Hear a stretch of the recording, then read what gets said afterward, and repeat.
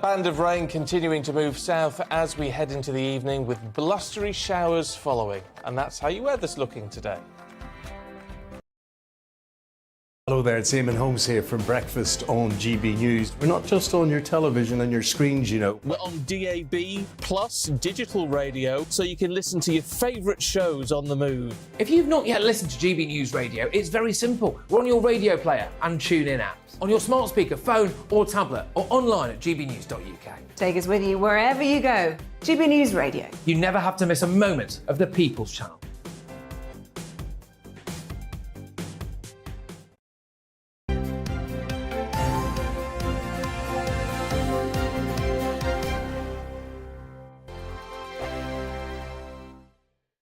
Weekday afternoons on GB News, we've got the whole of the UK covered. From 12 to 3, it's GB News Day with me, Mark Longhurst. And me, Gloria Di Piero. You'll get the very latest on everything that's been going on across our great nation. And from 3 till 6, watch out for GB News Live with me, Patrick Christys. I'm not here to mess around. With all the biggest topics and guests, you will always be up to date. GB News Day and GB News Live from 12 p.m. Only on GB News. The People's Channel, Britain's news channel. Hello there, it's Eamon Holmes here from Breakfast on GB News. We're not just on your television and your screens, you know. We're on DAB plus digital radio, so you can listen to your favourite shows on the move. If you've not yet listened to GB News Radio, it's very simple. We're on your radio player and TuneIn apps, on your smart speaker, phone or tablet, or online at gbnews.uk. Take us with you wherever you go. GB News Radio. You never have to miss a moment of the People's Channel. Join my show Farage, 7 p.m. till 8 p.m. Monday through Thursday. And there you will get opinion, analysis, debate, and I'll cover stories that nobody else dares to touch. You've been cancelled. Join the club. Oh, my goodness me. And then for the last 15 minutes, talking pints. We're over a drink. We have a civilised conversation with someone. We very often disagree, but we do it in a grown-up way. Come and join me on Farage. Hello, I'm Simon Evans. Join me on GB News for Headliners at 11 p.m, where I'll be joined by two of the country's top comedians as we take a look at tomorrow's newspapers tonight. If it's a big story, we'll be covering it, I guarantee, but we'll also have some fun along the way. That's GB News Headliners at 11 p.m. We won't put you to sleep, unlike some of the other paper review shows out there. So join us, 11 p.m, 7 nights a week.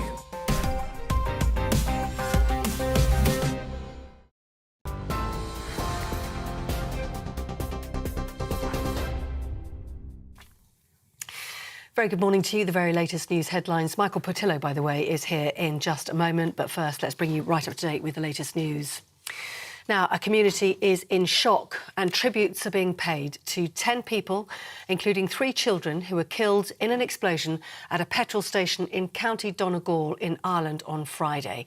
Well, Dougie Beattie is in the village of Creesla this morning for us. Dougie, how is the community beginning to process this deep grief today?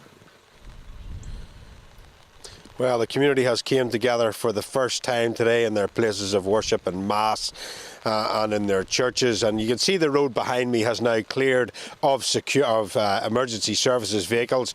But in the last few moments and even now, the Health and Safety Authority are moving in along with squads of Garda technical crews. They are now going in to look to see exactly what happened here and try and get to the bottom of how such a tragedy ripped through this community. There is 10 people dead, 8 in hospital, one of them still seriously injured. Though amongst the 10 was a mother and son, a father and daughter, a girl who had just returned to the area who was living in an apartment above the premises, and a 14-year-old girl who was heavily into her sport. They all tell their own stories. They are part of this community's history and the very fabric that holds it together. This community has seen a Taoiseach arrive here last night, and they are now looking for answers to what has gone on, because this road behind me may be clear, but it will be scarred for many generations. And Dougie, a very closely knit community, we understand, in Creesla in County Donegal, coming to terms with this today. What have the men of the church been able to do to pull this community together today on a Sunday?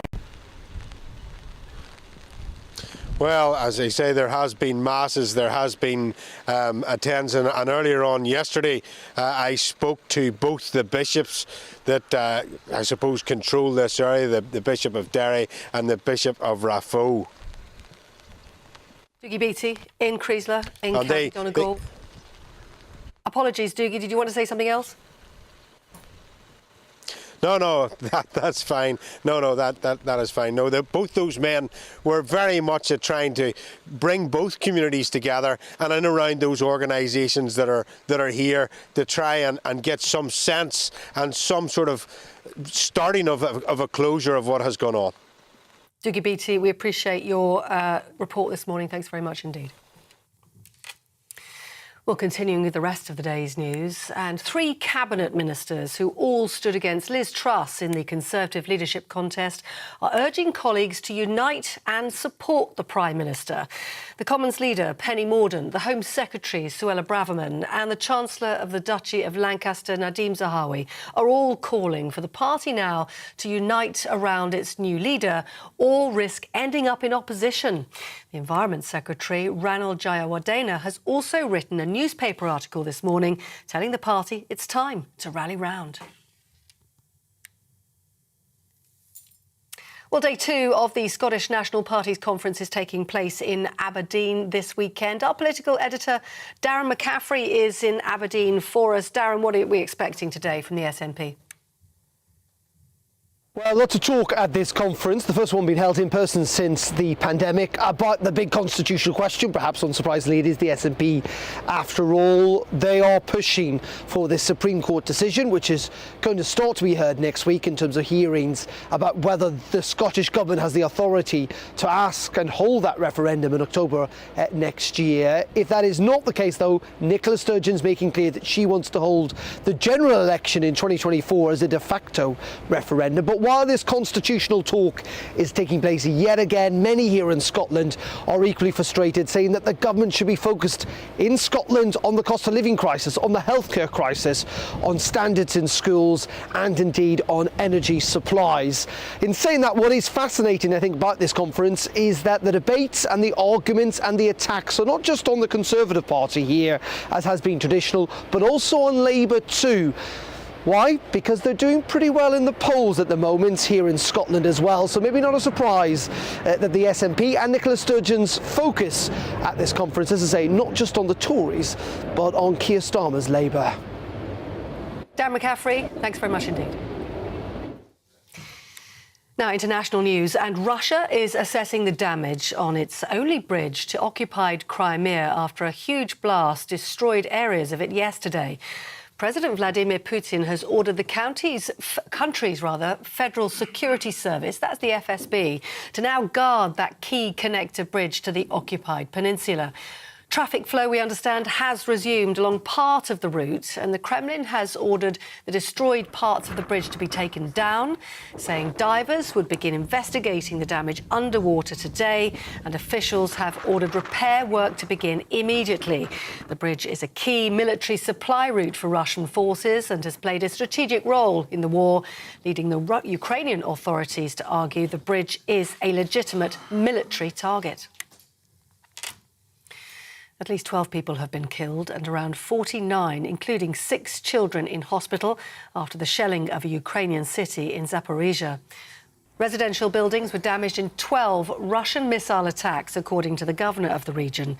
The authorities say a rescue operation is underway. Now, here in the UK, barristers are voting whether to end strike action after receiving a pay offer from the government.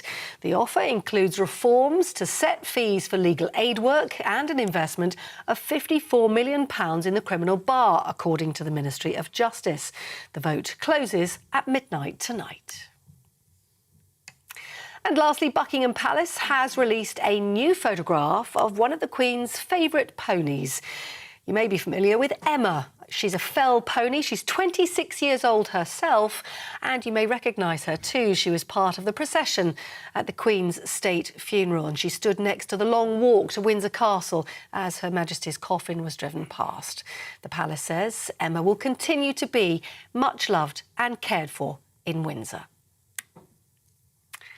You're up to date on TV, online and on DAB Plus radio. You're with GB News, the People's Channel, where now it's time on Sunday to join Portillo.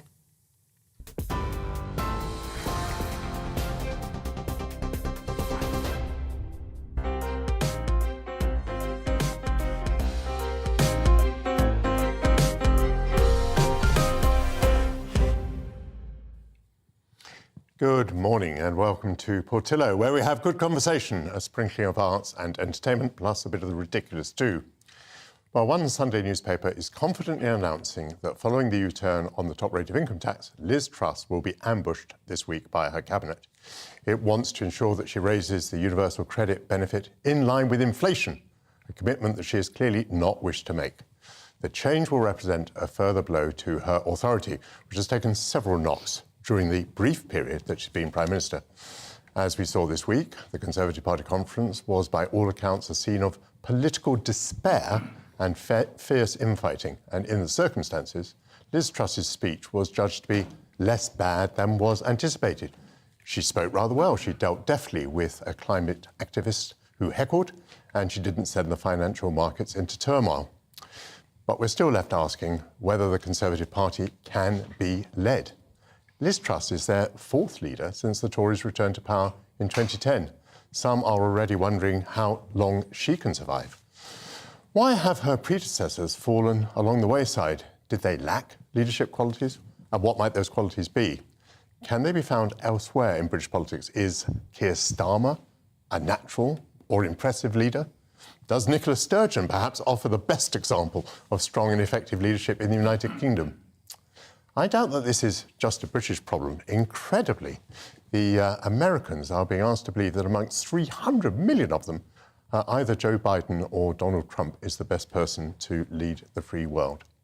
So I asked this morning, where have all the leaders gone? In a moment, we'll discuss this with a panel in the studio. But first, Chris Parry is a retired Rear Admiral with the Royal Navy, now lectures in leadership. He joins me from a distance. Chris, I would say that politicians are not trained to be leaders, but you in the military are. What kind of a training is it? Well, first of all, Michael, I'd like to say that, you've got two different types of leaders. Some people are natural leaders. They know what needs to be done. They're able to organise the human resources to achieve various tasks. The vast majority of people aren't suited. But more critically, people are normally put in leadership positions for which they're not personally suited. When I teach leadership, I say there are two very important factors. One is leadership is not about you. It's about something bigger than you. Secondly, you've got to have the right leader in the right place at the right time to deal with the right job. And I'm afraid to say across the political, the military and the commercial worlds, people are put in positions of authority who either don't have the natural aptitude or they don't actually have the skills to do that. Now, when you join the military, you have to have a certain baseline of personality and also attributes that actually get you into the service on which the service can build those leadership skills. But as I always tell my people, the best teacher is actually experience. And what you do is you serve alongside people who experience above and alongside you, and dare I say it, beneath you in the rank structure, and you learn from them all the time. And you just hope you're not put into action, into combat at a time when your skills are at a very low level. Yes, it's tough to learn on the job in the military because people's lives are at stake. What kind of reflection do you have on what you see in politics? What do you think is the single most important thing that is lacking from the education of political leaders? Well, I'm afraid to say, Michael, and I hesitate to say this, you're an ex-politician yourself, is that you can't be yourself and get to the top of any organisation. You're an imposter because you're saying different things to different people. The two most important things in a leader, I believe, essentially are self-awareness and also authenticity. And I think it's impossible to project those characteristics in the political space. At each stage of the selection process and the electoral process, you're having to say different things to different people. And I'm afraid to say you can't act from inner conviction all the time, and that can't be reflected in what you do. Where it does occur, of course, is when you're under severe pressure in wartime. Look at Churchill and people like that. And I have to say that part of Boris Johnson's appeal was, of course, he was quite open. He was authentic about who he was, and he went forward on that basis. But I think the problem is you get this difference in many leaders. I see it in the commercial sphere as well as the political and military sphere, where you have people acting out roles that they're not suited by temperament to actually fulfill. I've seen military commanders who, under pressure, particularly in operations and in war, are acting out who they think they should be rather than the people they really are. Chris Parry, thank you very much. As a slightly depressing conclusion. Let's bring in my panel, Dimitrios Spiridonidis, Associate Professor of Leadership at the Warwick Business School, Dr. Richard Jenkinson, Musical Director and Conductor, the British Police Symphony Orchestra, and Graham Wetone, a former police officer. Dimitrios, picking up from Chris Parry, what observation would you make about what is lacking in the education of political leaders? Thank you. Thank you very much indeed. Such an exciting topic. Well, I mean, it's a difficult question. What is lacking from political leaders, from an educational point of view? The tricky point here is when you're looking for a leader, you need to ask, what do you need the leader for? And what I'm trying to say here is, if you need to respond to a crisis, you need a leader who has the authority to tell the rest of their people in a commanding way what they need to do. In a different situation, you need a different skills. If you need, for example, to treat a wicked problem, a problem that you don't really understand, as a leader, you need to be comfortable to say, you know what, I don't have the answers. I can't be the commander, but I can orchestrate a response, bring together all the necessary knowledge capabilities that I need to find a reasonably good solution to what I need to respond to. So that's an argument for cabinet government and obviously working with colleagues in the House of Commons. May I just pick you up on the word orchestrate? Because Richard directs an orchestra. And I think many people from outside would believe that an orchestra, the conductor of an orchestra, is an authoritarian. He has complete control. But is it like that? I don't believe it is, no. I think an orchestra or any organisation is only as good as its weakest member. So you've got to inspire, you've got to have integrity, and I think that's very important. And for me, that's something that's lacking or has been lacking recently in the political system. And you've got to inspire people so they actually can play out as well as they possibly can to give the best possible performance. I mean, we are all there in a concert situation to give the best concert possible for the audience so they come away elated or whatever the emotion might be. And I think that's really, really absolutely key to an orchestra's success, is how we project the emotions that are in the music to the audience. So again, teamwork. And I guess you're talking about carrot and stick, although both of those is rather a crude term, but nonetheless, some authority and some encouragement. I think that's absolutely key to success. You've got to make sure things are rehearsed. You've got to make sure things are really, really as they should be. But then there's this extra layer of sheen, shall we say, on top, that gives it the sparkle, gives it the excitement in the concert hall. And that's possibly what we're lacking at the moment. Graham, a former police officer, and I guess you're going to say that one of the most important things about the way the police operate is that you come up through the ranks generally to higher ranks. And I'm slightly preempting your argument to say that, oddly enough, this also happens to politicians. You know, very often they're councillors or the community workers. They eventually get into Parliament, they become junior ministers, blah, blah, blah. So they go up this route, but it doesn't seem to do the trick for them. No, and similar to policing, you don't actually learn the role you're about to do until you get into it. So like in politics, you don't know what a minister does until you actually become a minister. But I picked up on the intro there. Leadership for me is about communication and listening. And a good leader will listen and read the room around them. And in policing, every police officer needs to be a leader. When you turn up at an incident, you have to almost like lead the public with you to get them to agree to do things they may not be willing to do, but they're going to have to do it with you. So it's about reading the room and looking at decisions you make and then reviewing your decision and changing it if need be. And I think within politics, from what I see from the outside, often bad decisions are not corrected or changed because it's almost like we've gone down this path, we're going to go regardless of the outcomes. And I think that's key in leadership. It's about knowing what you've done, why you've done it, and then maybe reviewing that and changing it if need be.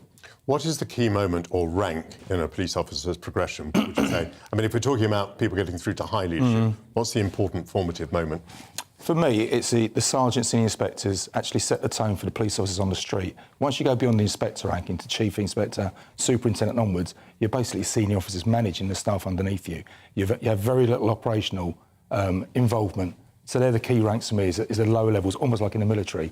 The lower levels in the military before they go up into the higher ranks. Demetrius, I don't know whether you're ever asked to give advice to politicians, but would you be able to devise a package of learning for politicians if you were asked to? Yes, I think we do work with political leaders to some extent. In Britain? In Britain, yes. And typically we start from the starting point of our discussion is leadership. It's all about the ability to influence a group of people towards a certain goal. And that ability can come from a number of different ways. Some people can be charismatic and they're able to influence because they have this innate characteristic, this charisma that attract people to them.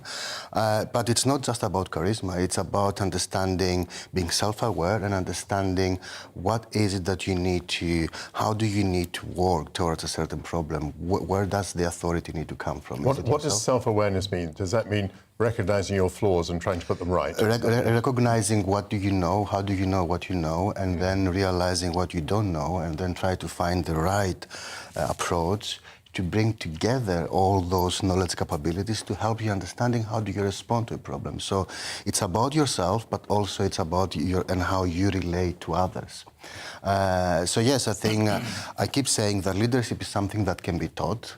Of course, theory suggests that some of us are born with the characteristics that can help us become leaders, but 90% leadership is made, and you need to experience, you need to learn, to understand how you lead yourself and how you lead others in order to understand how you can influence people towards achieving a predefined objective. Richard, if I'm right, some of your musicians are quite senior officers in the police, and they're used to commanding, and yet there you are with your baton, and for the moment, you are commanding. How do you handle that issue? Because this is very relevant to politics, isn't it? Because, I mean, half the problem is that the cabinet members think they ought to be Prime Minister. They've been passed over, that it should have been them, etc., etc., etc. I think it's absolutely key for an orchestral conductor to realise that the musicians in front of you they're there to serve the music. We're all there to serve the music, and that is what we're all aiming to do. There are, of course, different ranks in the orchestra, and we go all the way from the Bobby on the beat right up to chief inspectors, right up to chief constables. But the orchestra is there, and we're all there to do the best we can do, and we're all there to achieve the goal, which is to produce a wonderful performance. Now, how we do that is that it is absolutely key for me as a conductor to make sure that nobody, and that includes the chief constables, includes everybody, is above the law, in inverted commas. So in other words, what we have to do is I have to make sure that I rehearse in a way which is both going to be exciting for the orchestra, but also is going to get the results that we want. And when that is that the people have to play together. And that is the key thing about being in an orchestra. You're part of a team, and the teamwork is actually key to what the success of the concert, the success of the orchestra, if you like. How you achieve that, of course, is you've got to use lots of different strands or lots of different ways of encouraging people to, when there's a little bit they can't perhaps play, that they have to go away and practice that little bit. And it might take various guises. So you might have chief constable in the room, and you might be a lazy chief constable, who knows? But and it might need just a private word. I think you need to look at that bit, because you're letting the team down here. Yeah, so the team is the key word.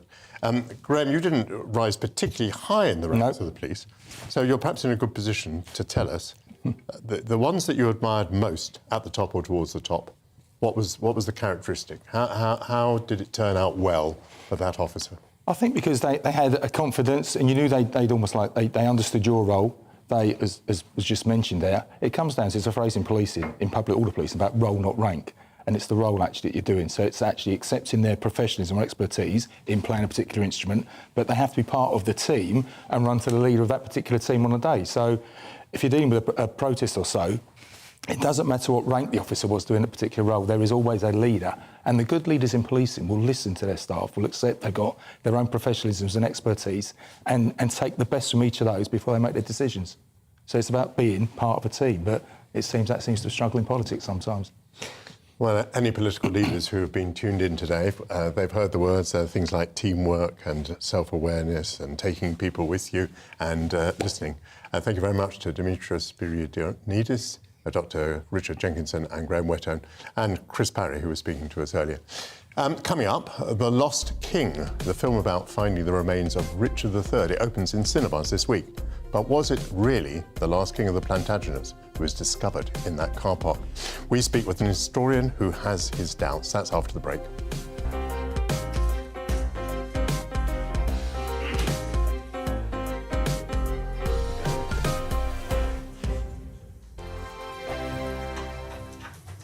Weekday afternoons on GB News, we've got the whole of the UK covered. From 12 to 3, it's GB News Day with me, Mark Longhurst. And me, Gloria Di Piero. You'll get the very latest on everything that's been going on across our great nation. And from 3 till 6, watch out for GB News Live with me, Patrick Christys. I'm not here to mess around with all the biggest topics and guests. You will always be up to date. GB News Day and GB News Live from 12 p.m. Only on GB News. The People's Channel, Britain's news channel. Hello there, it's Eamon Holmes here from Breakfast on GB News. We're not just on your television and your screens, you know. We're on DAB plus digital radio, so you can listen to your favourite shows on the move. If you've not yet listened to GB News Radio, it's very simple. We're on your radio player and TuneIn apps, on your smart speaker, phone or tablet, or online at gbnews.uk. Take us with you wherever you go. GB News Radio. You never have to miss a moment of the People's Channel. Join my show Farage, 7 p.m. till 8 p.m. Monday through Thursday. And there you will get opinion, analysis, debate, and I'll cover stories that nobody else dares to touch. You've been cancelled. Join the club. Oh, my goodness me. And then for the last 15 minutes, talking pints. We're over a drink. We have a civilised conversation with someone. We very often disagree, but we do it in a grown-up way. Come and join me on Farage. Hello, I'm Simon Evans. Join me on GB News for Headliners at 11 p.m, where I'll be joined by two of the country's top comedians as we take a look at tomorrow's newspapers tonight. If it's a big story, we'll be covering it, I guarantee, but we'll also have some fun along the way. That's GB News Headliners at 11 p.m. We won't put you to sleep, unlike some of the other paper review shows out there. So join us, 11 p.m, 7 nights a week.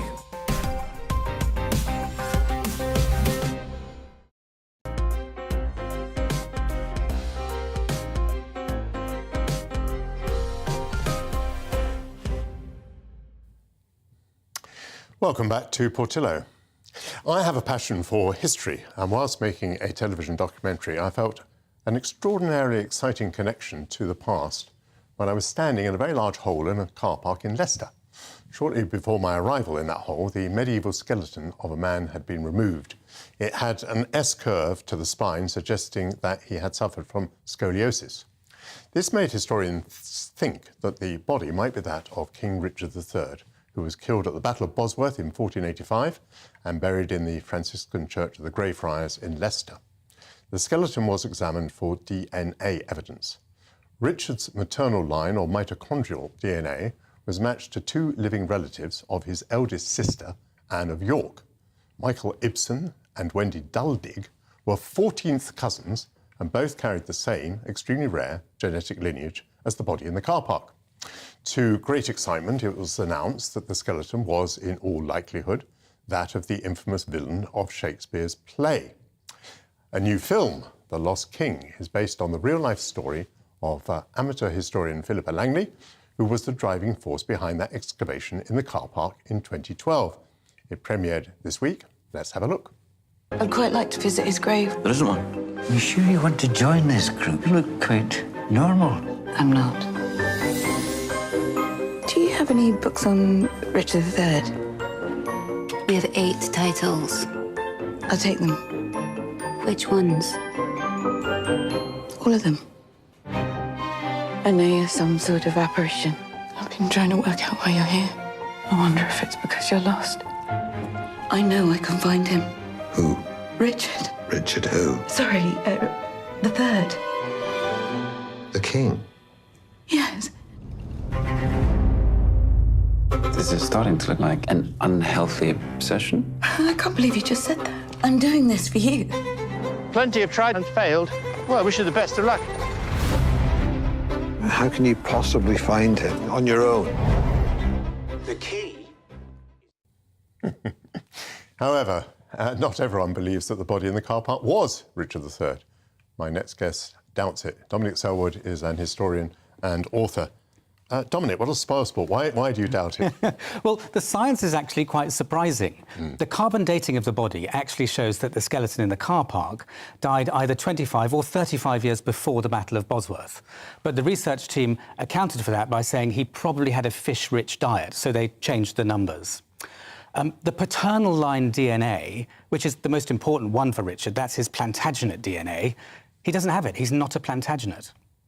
And the researchers said, well, that's probably because there was an illegitimacy somewhere in the line of succession. The eye colour and the hair colour in the DNA code are for blonde and blue. But actually, all the earliest pictures we have of Richard show him dark. And the researchers said, well, that's because the Tudors changed the paintings because they thought the Tudors thought, dark was bad. And then finally, the scoliosis you mentioned. There's no account in Richard's lifetime that he had any sort of spinal or back deformity. That came later with the Tudors, who also said that he gestated for 2 years in the womb. He was born with hair down to his shoulders and teeth. But what we see with the skeleton in the car park is not a hunchback. It is mild scoliosis, which actually, in all likelihood, would have been covered by clothes or armour. So actually, the science is a long way from proving it definitively. What we do have is the mitochondrial DNA you mentioned, showing that he came from the right maternal group. But all mothers give it to all their children. So in a very small period of time, you have a large number of people who have it. And when you're talking about the aristocracy of the late medieval period, someone buried in a friary somewhere, it's really not unlikely that there were many people who shared that group, even at the Battle of Bosworth. You've made a lot of interesting points there. Let me just pick you up on the hunchback point. Did you say in passing there that there was no contemporary evidence that he had a hunchback or other deformity of the spine, that only comes with Tudor and Shakespearean propaganda later? That's absolutely right. Yeah, there's no contemporary description of it at all. And it comes with the writers who, one in particular, had been saying very nice things about Richard during his lifetime, what a wonderful king he was, what a munificent leader.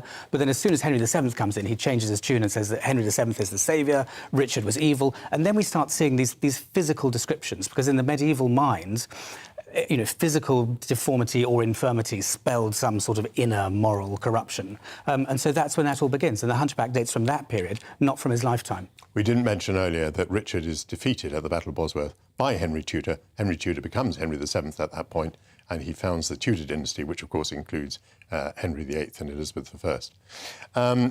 Now, is it difficult for you to speak up and say this? Because obviously we've all had a kind of national party celebrating the fact that we found Richard III in the car park. Such a wonderful story. Is it difficult to go against this current? I mean, it is a great story. And when it all happened in 2012 and then the burial in 2014, the nation needed a bit of a fillip. And we know that royal events do give a boost and people enjoy them. So, yes, it's not a particularly popular view. And people don't always like hearing it. But I think it's important because it's about our relationship with the past. Do we just say that history it's fine for us to mould it to become what we want it to be? Or does it matter what history is? And when you see things like the way Vladimir Putin uses history. I mean, I'm not equating the University of Leicester and the Church of England with Putin, but, history matters. We think it doesn't, but then at times it pops up and comes very much to the forefront. And I think we do need to be honest vis-à-vis our history. And, I wouldn't say categorically it's not Richard, but I don't think you can say, as the researchers did, that they're 99.99% certain it is. The science simply doesn't back that up. Is that what they said, 99.9? I used the phrase a moment ago, in all likelihood, which I think was a phrase I'd obviously found on the internet, but they went so far as say nearly 100% certain. There was a large press conference and they said we are now 99.99% certain. And I think that's not justified in your view? I don't think the science backs that up. I simply can't. Well, were you excited by the discovery? Were you excited by the fact that so many of us became interested in this bit of history that probably lots of people began to think about Richard III for the first time. In other words, whether it's true or not, it's played an interesting role in our development as people conscious of our history. Absolutely, undoubtedly. And I think one of the fascinating things about that is we're seeing less and less history in the classroom now. It's being squeezed ever further out of curriculums. But people have a real hunger for it. I mean, the national excitement around that, or around the film The Dig when it came out around Sutton Hoo, or actually even around, you know, the Queen's recent funeral and the coronation we're going to see. When you read and listen to the debates that people are having about it, they really care about the historical angles in all these things and how it all fits together. So yes, as a historian, you know, I'm delighted to see these things actually on the screen and in the media in ways that people can really consume them and get close to them. Dominic Selwood, thank you so much. Let's hope that we haven't ruined people's Sunday mornings with this bit of news. This week, the city of Liverpool celebrated its selection as the city to host the Eurovision Song Contest. It's stepping in for Ukraine, which is not in a position to welcome the competition, despite producing the winning song this year. To me, Liverpool looks like a natural choice for that honour, as around 60 years ago it became globally famous for the Mersey sound, beginning with the Beatles song Love, Love Me Do. On the 5th of October 1962, the track entered the UK chart and peaked at number 17. 2 years later, it was issued in the United States, where it became the fourth of 6 songs by the Beatles to hit number 1 in a 12-month period. Incidentally, today is what should have been John Lennon's 82nd birthday. Born in Liverpool on the 9th of October 1940, and the rest, as they say, is history. Well, here's a taste of the Beatles. Love, love me do. You know I love you. I'll always be true. So please, love me do. What a fantastic piece of footage. Not too many of us still remember those extraordinary days. I do, but I defer completely to my next guest, who was a Beatles fan way back when they played in the Cavern. And before Ringo joined the group, Pete Price is himself a Liverpool legend. He spent his youth at the Cavern Club, where the Beatles story started. Do you remember hearing Love, Love Me Do for the first time? Oh, I do indeed. I do indeed. We were against it being a hit, you know. We didn't want to lose the Beatles. We wanted to keep them to ourselves. We knew something was going to happen. I mean, I used to go from school to the Cavern, and it's an amazing place. People, hundreds would queue to get into this ridiculous doorway, down some solid stone stairs, past Paddy the doorman, which, by the way, was totally illegal today with health and safety. Sure. Get inside, and you'd see them, and it would tap, tap, tap on the mic, and they were on. I first saw the Beatles at the YMCA in Hoylake on a Wednesday evening, which was 1 and 6 in old money to see them. We loved them. How old were you when you first saw the Beatles? 16. I'd be about 15, but sort of 16, 15, that was the sort of age. You were ahead of your time. Were you playing music yourself? No. I was a fan. No, I wasn't even in the industry then. I was going to catering college and didn't even know I'd go into the business. But eventually got to know the Beatles, which was tremendous. And Cilla Black was on the cloakroom, taking your coats, which was great. But Sherry Marsden was bigger than the Beatles years ago, before the Beatles. But then when Love Me Do came out, it was the rawness of the song. It was just totally amazing. And then they went on to, they're showing some terrible photos of me. I was, would you say, a fashion icon? That, by the way, is on the front page of the Daily Sketch before it went bankrupt. That me is in a hot brilliant pants. photo. Well, that one's better. That's a bit better. Yeah, I've got some clothes on. But what was amazing, and then, because they were getting so big, when Pete Best left, we marched. We were outraged at Ringo Starr coming in. We wanted Pete Best to stay. So that's how long ago it was. I might just say, we showed on the screen just then your membership card of the Cavern, yeah. Your 1963 membership card, which is obviously a very relevant date. But Love, Love Me Do, I think, was first performed way back in the 50s, is that right? It was. When they did their music, they were trying to find themselves and which direction they were going in. And, of course, the Cavern in particular was this cellar that had the strangest vibe inside it. And it was the rawness. And we thought, how could they ever capture that onto record? It would be difficult. Years later, I went on to the Seychelles to work and had this amazing idea, wrote a letter to the Liverpool Echo saying, I think we should have a statue to the Beatles. Came back and it had exploded beyond belief. In the end, I decided to do it myself, and I raised the money and went to Arthur Dooley, who is sadly not with us anymore, and there is a statue in Matthew Street, opposite the Cavern, which I raised the money for. Well done. And also, the airport in Liverpool is named John Lennon, is it not? It is indeed. And I believe it's certainly the only airport in Europe that is named after a musician. Yeah. Just tell us a bit about the atmosphere. You said you went into catering. What did you eat or drink in the Cavern?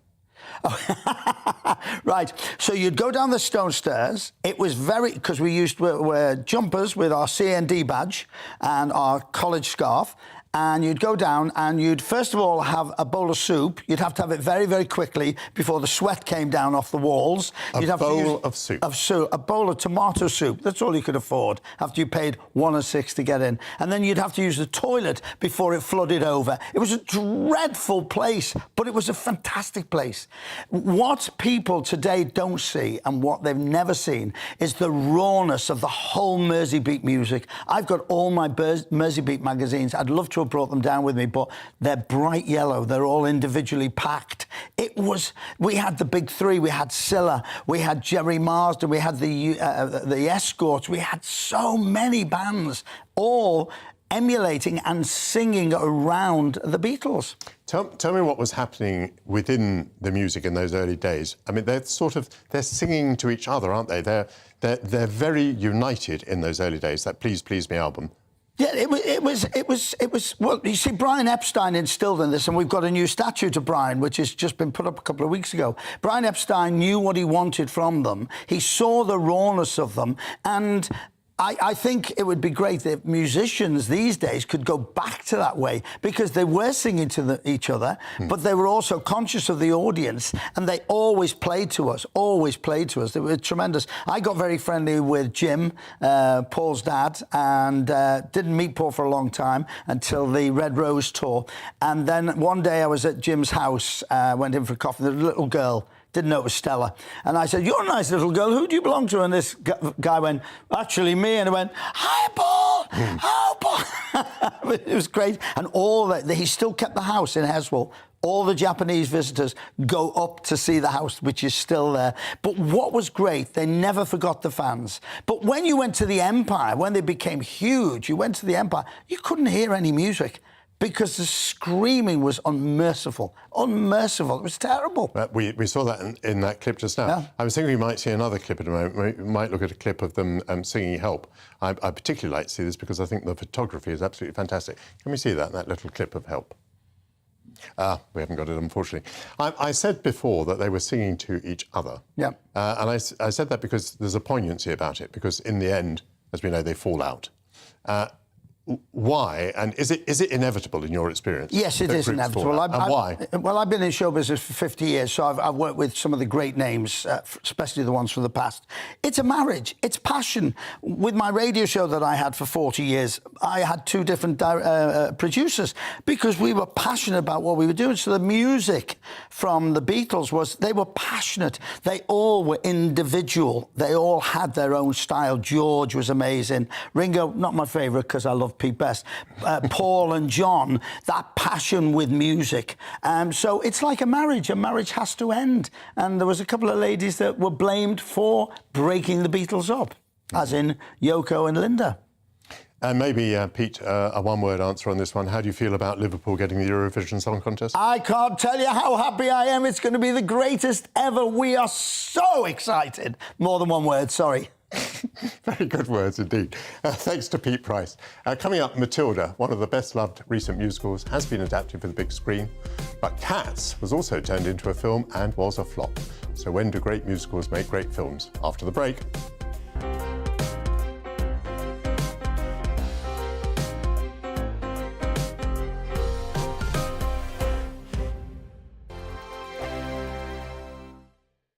Weekday afternoons on GB News, we've got the whole of the UK covered. From 12 to 3, it's GB News Day with me, Mark Longhurst. And me, Gloria Di Piero. You'll get the very latest on everything that's been going on across our great nation. And from 3 till 6, watch out for GB News Live with me, Patrick Christys. I'm not here to mess around. With all the biggest topics and guests, you will always be up to date. GB News Day and GB News Live from 12 p.m. Only on GB News. The People's Channel, Britain's news channel. Hello there, it's Eamon Holmes here from Breakfast on GB News. We're not just on your television and your screens, you know. We're on DAB plus digital radio, so you can listen to your favourite shows on the move. If you've not yet listened to GB News Radio, it's very simple. We're on your radio player and tune-in apps, on your smart speaker, phone or tablet, or online at gbnews.uk. Take us with you wherever you go. GB News Radio. You never have to miss a moment of the People's Channel. Join my show Farage, 7 p.m. till 8 p.m. Monday through Thursday. And there you will get opinion, analysis, debate, and I'll cover stories that nobody else dares to touch. You've been cancelled. Join the club. Oh, my goodness me. And then for the last 15 minutes, talking pints. We're over a drink. We have a civilised conversation with someone. We very often disagree, but we do it in a grown-up way. Come and join me on Farage. Hello, I'm Simon Evans. Join me on GB News for Headliners at 11 p.m, where I'll be joined by two of the country's top comedians as we take a look at tomorrow's newspapers tonight. If it's a big story, we'll be covering it, I guarantee, but we'll also have some fun along the way. That's GB News Headliners at 11 p.m. We won't put you to sleep, unlike some of the other paper review shows out there. So join us, 11 p.m, 7 nights a week.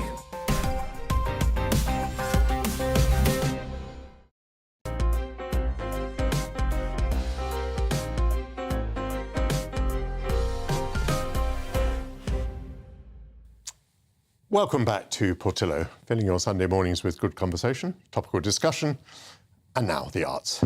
A play within a play has always been a popular subject for writers. Described as one of the greatest British comedies ever written, Michael Frayn wrote Noises Off 4 decades ago. It's a farce about a touring band of actors putting on a play. And now there's a new production touring British theatres to mark its 40th anniversary. Stefan Kyriazis, arts editor of Express Online, is with me. This is, welcome to the show. Thank you. This is extraordinary because the play within the play is a farce and it's a sort of old British sex farce. Mm-hmm. So there are women who are scantily dressed, there are men whose trousers keep falling down, there are doors that keep banging. Can that possibly be fashionable for a revival? It absolutely can, because we're British and we love this kind of thing. And it will work, it will always work. And when it's done well, which this is done very, very well, it's just an absolute joy. We will still laugh if someone slips over a banana on the street. You know, it's human nature. And this, to see everything going so terribly wrong all the time, is hugely, hugely, hugely entertaining.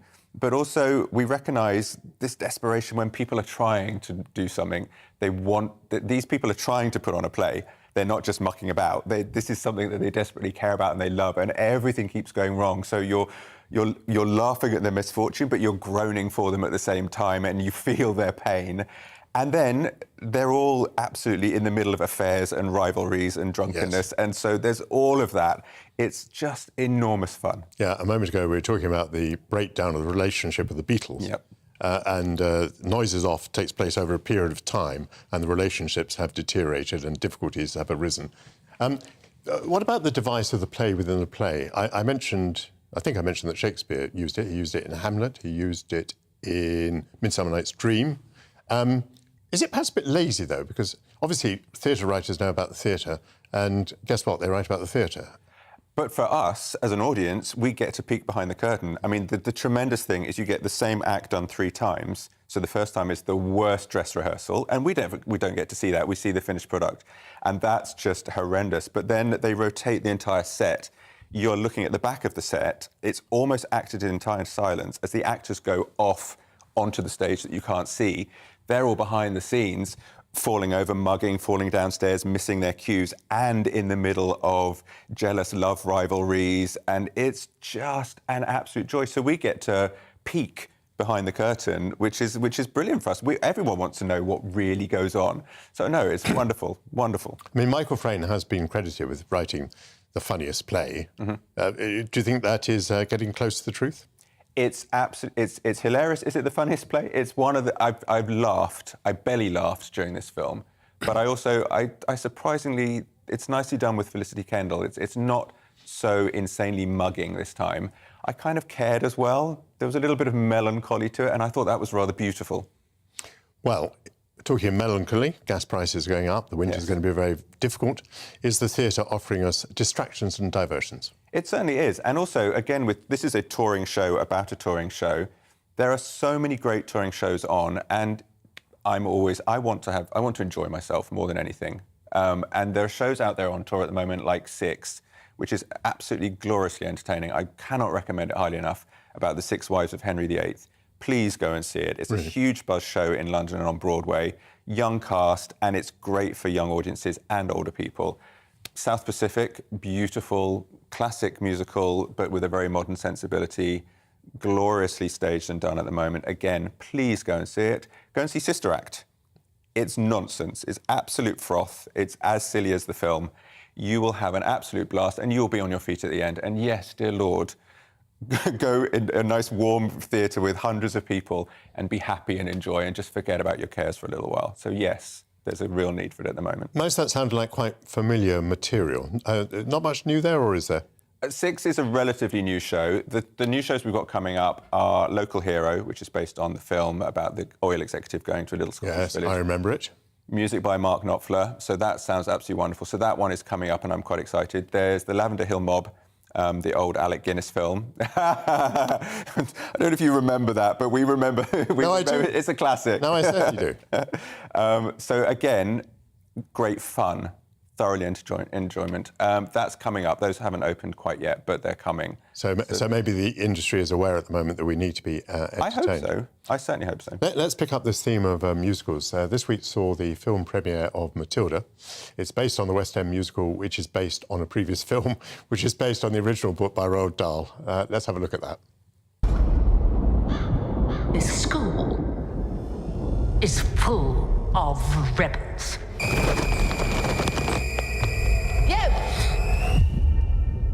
What is your name?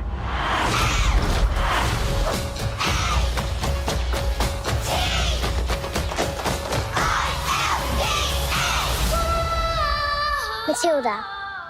Matilda Wormwood.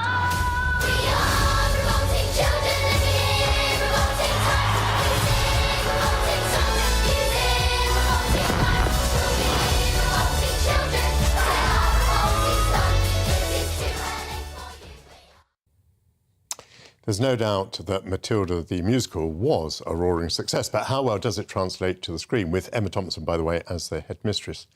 Other musicals haven't always done so well. Give us some examples of ones that have done well and ones that have done badly. In terms of translating to the screen. Absolutely. Classically, fairly recently, Les Miserables was an absolute huge triumph. Mamma Mia, enormous, massive box office, steamrolling success. So those sorts of things that's the golden goose, where this is what we hope for. The ones that have bombed very, very recently, Cats, absolutely catastrophic. West Side Story didn't even make back its basic budget, let alone you have to make twice your budget. OK, let's discuss West Side Story a moment. So we're talking about a Spielberg remake. The original had been 50 or 60 years before, 60 years before, I'm guessing. Yes, I must have seen it when I was about 9. I went to see the Spielberg, which I enjoyed, but I was left wondering why he had made it, because it didn't seem to me to add anything to the original. I completely agree. To me, it felt like a very beautiful, glossy homage to something that was already done. They were trying very much to bring in new things about urban cleansing, gendering, sexuality, cultural issues, but they didn't really land. And actually, those things are very strongly in the original. You don't always have to telegraph things for people. And it felt like he was too much in love with the source material. So he didn't want to tamper with it. The great homage, which actually led him to tamper with it, was bringing back Rita Moreno, who's in the original as Anita, brings her back as an old lady. So it creates a whole new subplot.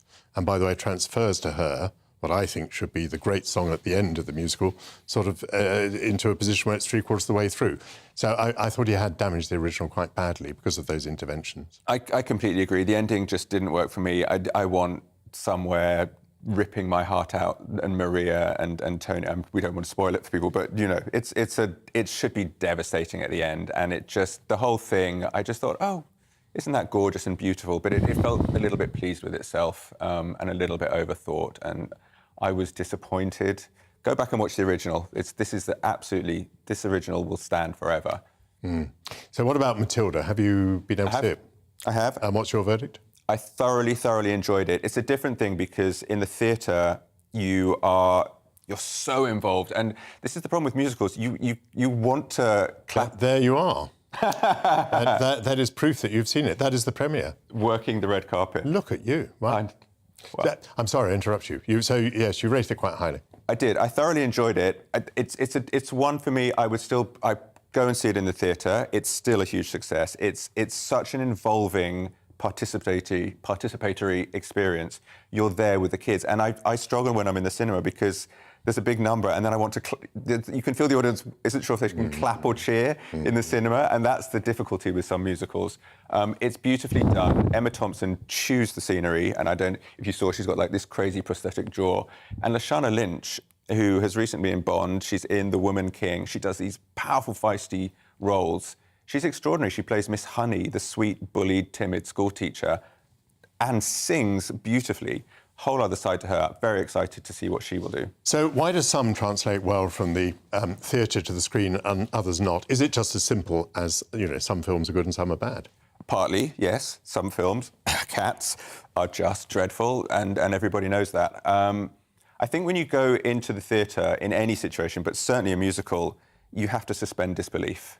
And this is a kind of compact between you and the audience. We all go in, we know cats don't sing, phantoms don't sing, and we agree to just go with it. Yeah. When it's up there on a big screen, that's a lot trickier. Yeah. It can still be done, but it's a lot harder to... Yes, because you're missing the magic of being in the theatre, the proximity to the actors, which is all part of the experience, which helps you to... you want it all to work because you're there and you're longing for them to make it work. Yeah, it is a different thing. So that is a disadvantage. Favourite musicals of all time? I would nominate... West Side Story #1, I would certainly nominate. Cabaret, I thought, was a fantastic musical movie. What would you put on your agree, list? and also the West End production at the moment is extraordinary and immersive. It's like nothing you've ever experienced. You are in Cabaret in pre-Nazi Germany, in the whole theatre. It's unbelievable. Les Mis, for me, I'm a sucker for Les Mis. I just think the score is absolutely extraordinary.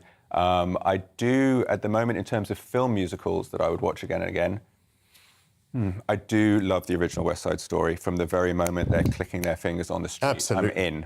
I'm in. The music is of such extraordinary quality. Just a word about Cabaret in the theatre in London, for those who haven't seen it.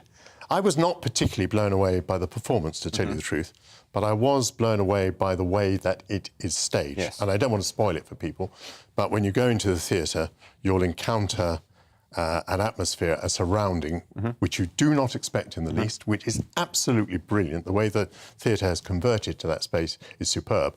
And so I'd absolutely recommend the experience, although, as I say, again, I was left. It's the other way around. I was left thinking that the theatre production was not a patch on the film that I had seen. It's a little bit muted, I would agree. Yeah. It also depends. I've seen different performances now. As Sally, yes, I've seen the two. Yes. Personally, I preferred the second. Yes. It was slightly more sort of pain and passion to it. Jolly difficult to be Liza Minnelli, isn't it? Yes, but you can do your own thing and you can rip out. Well, that's what they do. They do their own thing. And then, of course, you're left thinking, ooh, maybe I prefer the way that Liza Minnelli did it. And also Moulin Rouge, for example, which has gone the other way, film to theatre. That's incredibly immersive. When you go in, you are in this extraordinary Moulin Rouge in the theatre with giant elephants and windmills and red giant lights, and part of the stage comes into the audience. So it can go the other way too. Highly recommended. Stefan Kyriazis, thank you very much indeed. Well, coming up, there'll be more Sunday Conversation, Arts and Culture. Baroness Claire Fox will be here with her passion for ideas. She's the best person to comment on what it means to have a vision in politics. That's up next. But first, the weather with Polly. Looking ahead to today's weather, and the UK is looking mainly dry for England and Wales, but wet and windy for Scotland and Northern Ireland. Let's home in on the detail. So the southwest dry throughout the day, although skies will become increasingly hazy as the day progresses. It'll be increasingly breezy too, with highs around 15 to 17. The best of the sunshine today will be found across southeastern England and East Anglia. Highs reaching around 19 Celsius, but tempered somewhat by the breeze. After a bright start across Wales, it's going to turn increasingly cloudy, but remaining dry until around dusk, winds strengthening with highs of 17. The Midlands today remaining dry until after dark, with the best of the sunshine during the first half of the day. The southwesterly winds picking up with highs reaching the mid-teens. Northern England will start the day dry and bright, but rain will begin to push in from the northwest throughout the afternoon. Highs reaching 14 Celsius, but feeling rather cool in the wind. And a rather wet and windy day for Scotland. Gales possible in the north, especially during the morning.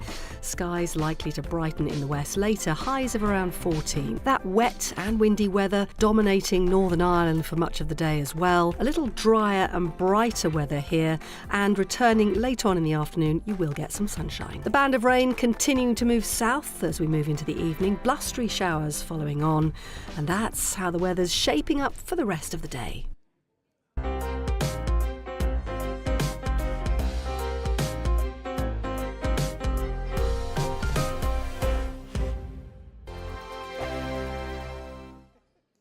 Weekday afternoons on GB News, we've got the whole of the UK covered. From 12 to 3, it's GB News Day with me, Mark Longhurst. And me, Gloria Di Piero. You'll get the very latest on everything that's been going on across our great nation. And from 3 till 6, watch out for GB News Live with me, Patrick Christys. I'm not here to mess around with all the biggest topics and guests. You will always be up to date. GB News Day and GB News Live from 12 p.m. Only on GB News. The People's Channel, Britain's news channel.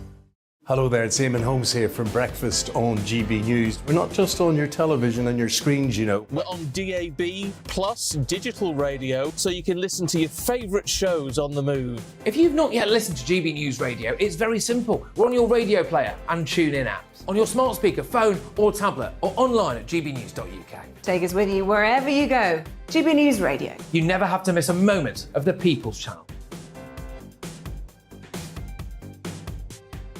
Join my show Farage, 7 p.m. till 8 p.m. Monday through Thursday. And there you will get opinion, analysis, debate, and I'll cover stories that nobody else dares to touch. You've been cancelled. Join the club. Oh my goodness me. And then for the last 15 minutes, talking pints. We're over a drink. We have a civilised conversation with someone. We very often disagree, but we do it in a grown-up way. Come and join me on Farage.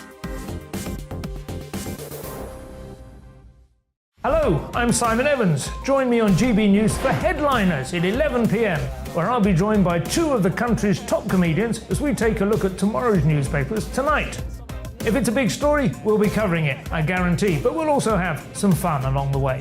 That's GB News Headliners at 11 p.m. We won't put you to sleep, unlike some of the other paper review shows out there.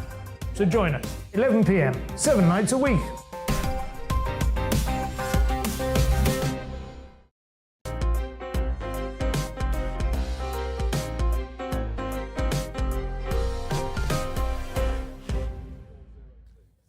Welcome back to Portillo, your Sunday serving of debate, discussion, culture and art. Coming up, what do Meghan Markle and Kim Kardashian have in common? Well, amongst other things, each has her own podcast. We'll examine the rise of the podcast. Is it the last refuge of free speech? We seek to understand what makes a children's book a classic. And Sunday lunch, will the rising cost of fuel make you rethink the Sunday tradition? But first, the news headlines with Polly.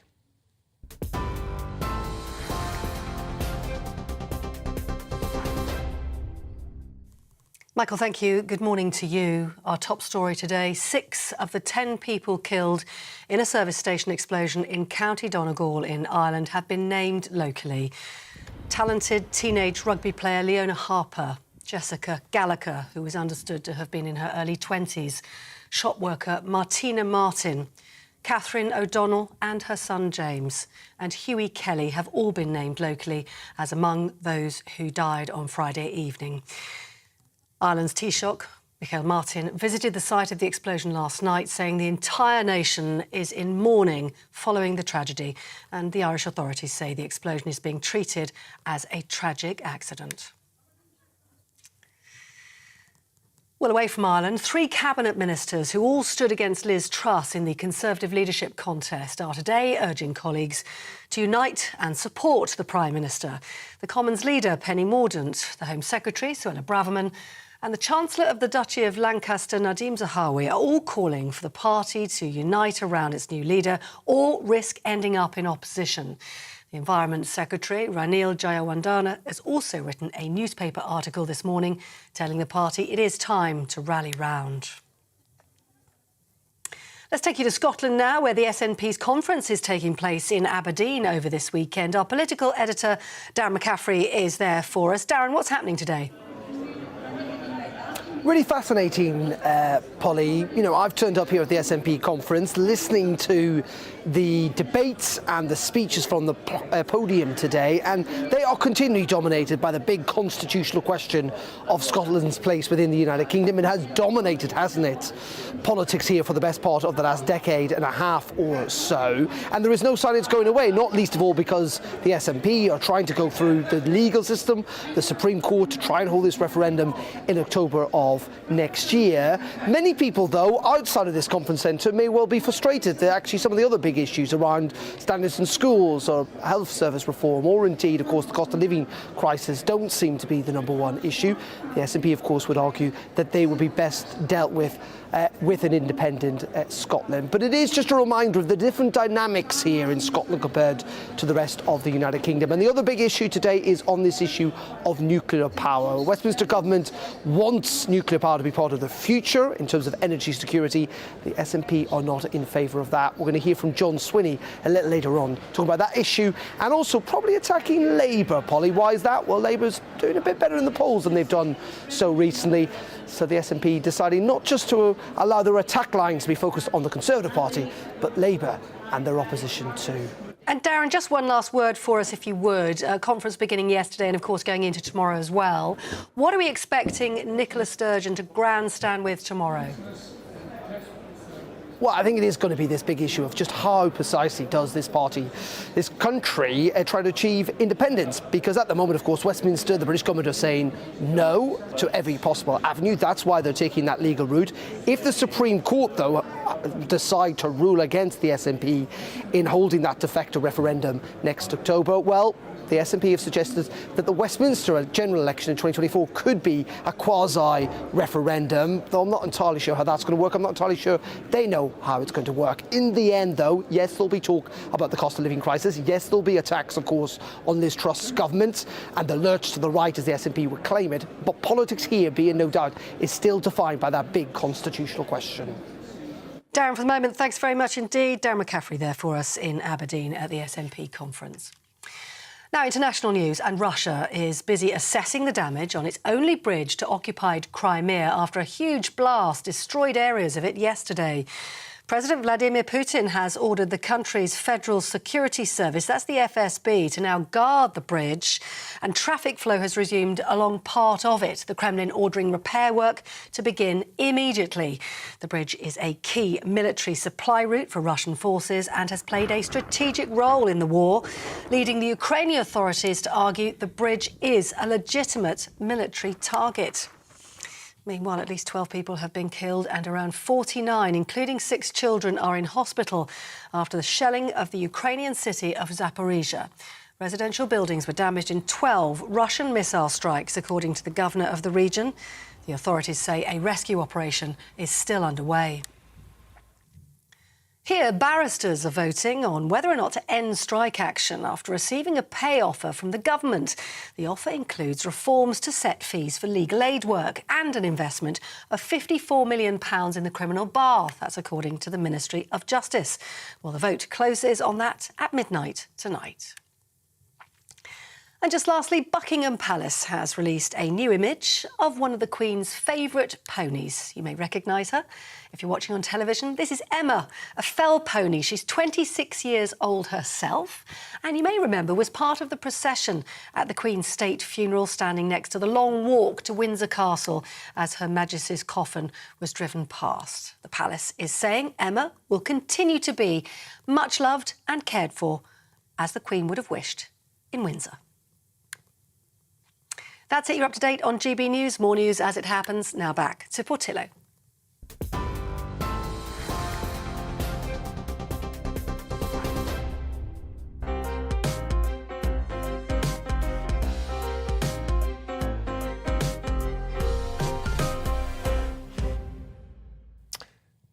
Thank you, Polly. Earlier in the programme, we debated the nature of leadership.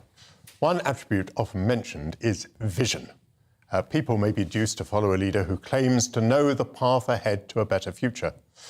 Well, Adolf Hitler may offer the best historical example of a politician achieving power through a vision, of a Germany restored to its claimed rightful position in the world and the purification and unification of the German people, and the outcomes, which were war and Holocaust, demonstrate the potential dangers of beguiling visions. On the other hand, the visions of both MK Gandhi and Nelson Mandela were essentially about freedom and self-government, in both cases by throwing off the oppressive leadership of a white minority. In these cases, the leader's appeal was strengthened by his dignity, courage, and magnanimity. Those people were seen to live up to the vision, and the motivation appeared genuinely to be the improvement of their peoples rather than self-aggrandizement. Margaret Thatcher's vision was of a more entrepreneurial economy and of combating socialism at home and communism abroad.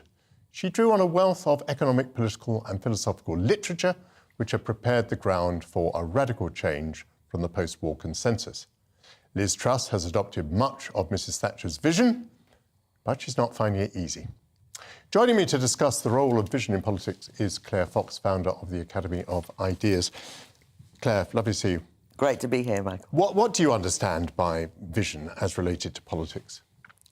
Well, I do think that it's important that politicians are driven by something other than competence or making things work. And we have had a period of a real kind of technocratic, managerial, dull kind of politics that I think you can feel reassured that things will happen, as it were. The trains might just about run on time. But that's not quite the same as something which would inspire people to get involved in politics. And I think we saw around Brexit the notions of sovereignty, of self-determination to a certain extent, of taking back control of that vision was enough to inspire millions of people to vote against what the establishment were advising them to do. So vision is important. But I'm also aware of the fact that vision in the present period, particularly after we've got used to a kind of technocratic period, can just become a soundbite. I mean, I do remember when I was having an argument with in the late period of the Blair regime, and I had an argument with a SPAD, a Blair SPAD, and I said, there's just no vision, right? What is the vision that Blairism has, right? And he came back to me a few weeks later and said, Claire, we brought out a vision document. We had a kind of we got everyone together, we had a brainstorm, and we've now brought out a vision. And I thought, that isn't really what I meant. I meant, what's driving you? And I suppose that's the problem is, if the vision ends up being quite artificial, it just ends up being like a mission statement. I think those are very good points. Just jogging back to what you said about Brexit, I mean, clearly the country was very engaged by Brexit. There were important ideas out there. It was very, very divisive. So many people may say, my gosh, if that's what you mean by vision, that is not the place we want to go back to. And I would also say to you that even in the Brexit debate, which was fundamentally about very important things about the future of the country and of Europe, people were quite reluctant to talk about vision. So I think particularly, I mean, you and I were both Brexiteers, let that be on the table.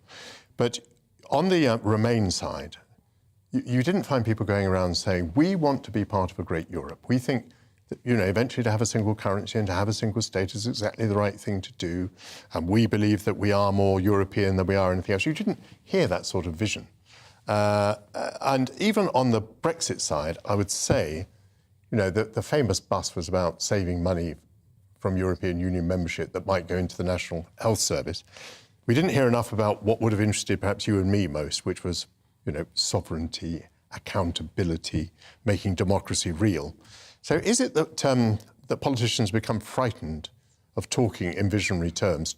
Are they frightened about talking about abstracts, which actually, to me, matter very much?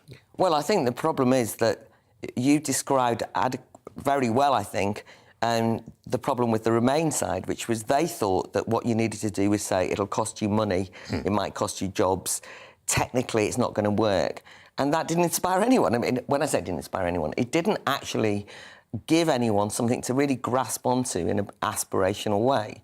And despite the bus, because I actually think that the Brexit vote got through despite the bus. Yes. I think that often politicians imagine that citizens and voters only think in terms of, you know, pounds and pennies and, you know, what will work. Whereas actually, when you went out and talked to people, as I did before the referendum, about what really had got people who'd never been involved in politics very excited, it was precisely those points about democratic accountability, sovereignty and so on. That was what they were really interested in.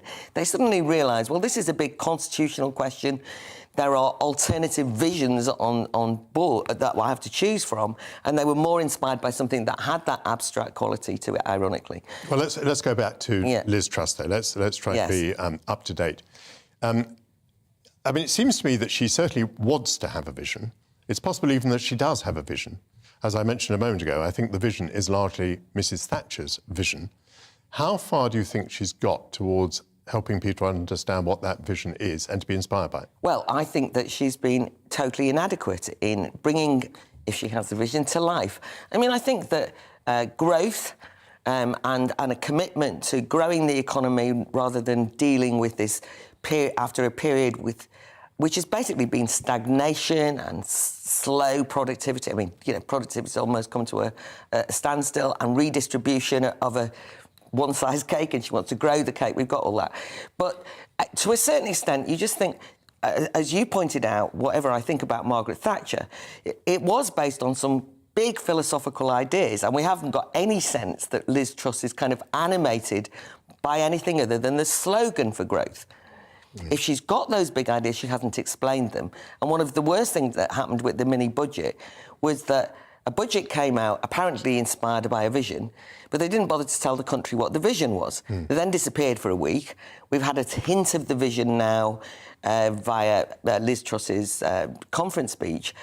But really, if you want to inspire people, and you were saying about Brexit being divisive, actually politics has always been competing visions. I mean, between Labour and the Conservatives, but historically, the way that you've moved people to change the world has been that there's been some vision at the end of it, not just the kind of everyday issues. However, if you get visions turned into just sound bites, then people start to get disillusioned with the whole idea of ideals and principles and abstract philosophical movements, and they start going, actually, I do want to worry about how I'm going to pay for my bills. I understand that completely.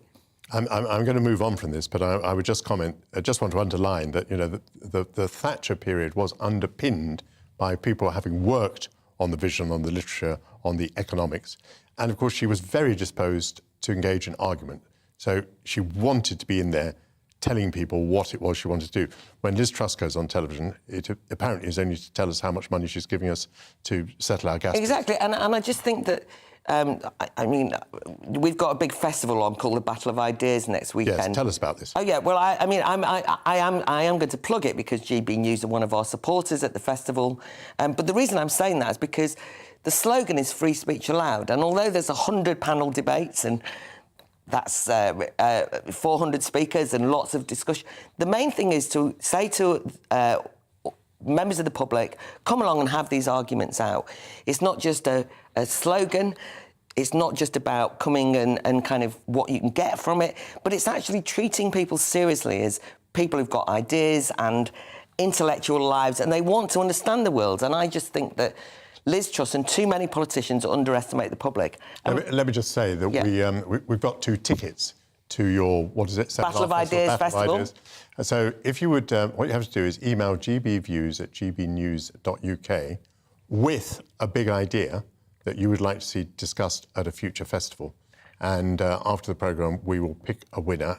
And as long as you've sent us your email address and so on, we will be able to do that.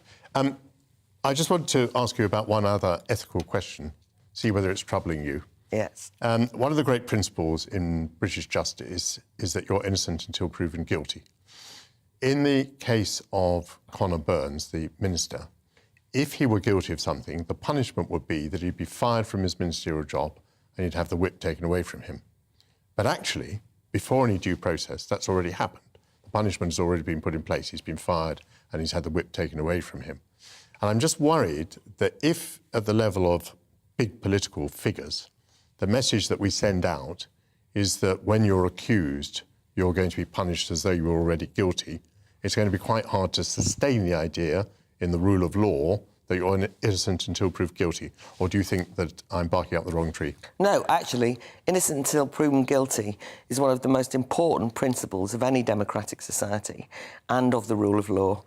And I think that it does relate to our previous conversation, which is that I understand that if you're Liz Truss or the politicians, you're worried about whether you're going to be done over with a gotcha and that the media will all turn on you. But isn't the point of political leadership to have a backbone and to say, the accusation's been made, we're taking it seriously, but innocent until proven guilty? And I think people understand that.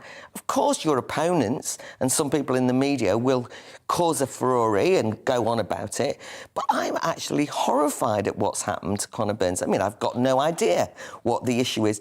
What was most galling was that he didn't seem to know what the issue was. He wasn't told what he was accused of. Now, if you think about the implications of this for all of us, everyday citizens, do we think it's all right that we can lose our job if the police come round and just question you for something when you're innocent until proven guilty? That's why we have courts of law. And even if, though, this might not be a criminal matter, just the unfairness of it seems to me to be completely egregious. It's certainly not a criminal matter, and I think many people watching may say, well, you know, he's lost one of his two jobs, he's still on the public payroll, and he has a chance to clear his But he's been humiliated. Well, that has certainly happened. So you and I have raised the ethical issue, which is what you and I like to do. Thank you very much, Claire Fox. Coming up, the podcast bypasses the role of traditional media and allows anyone to broadcast points of view. So our podcast, the last refuge of free speech. That's after the break.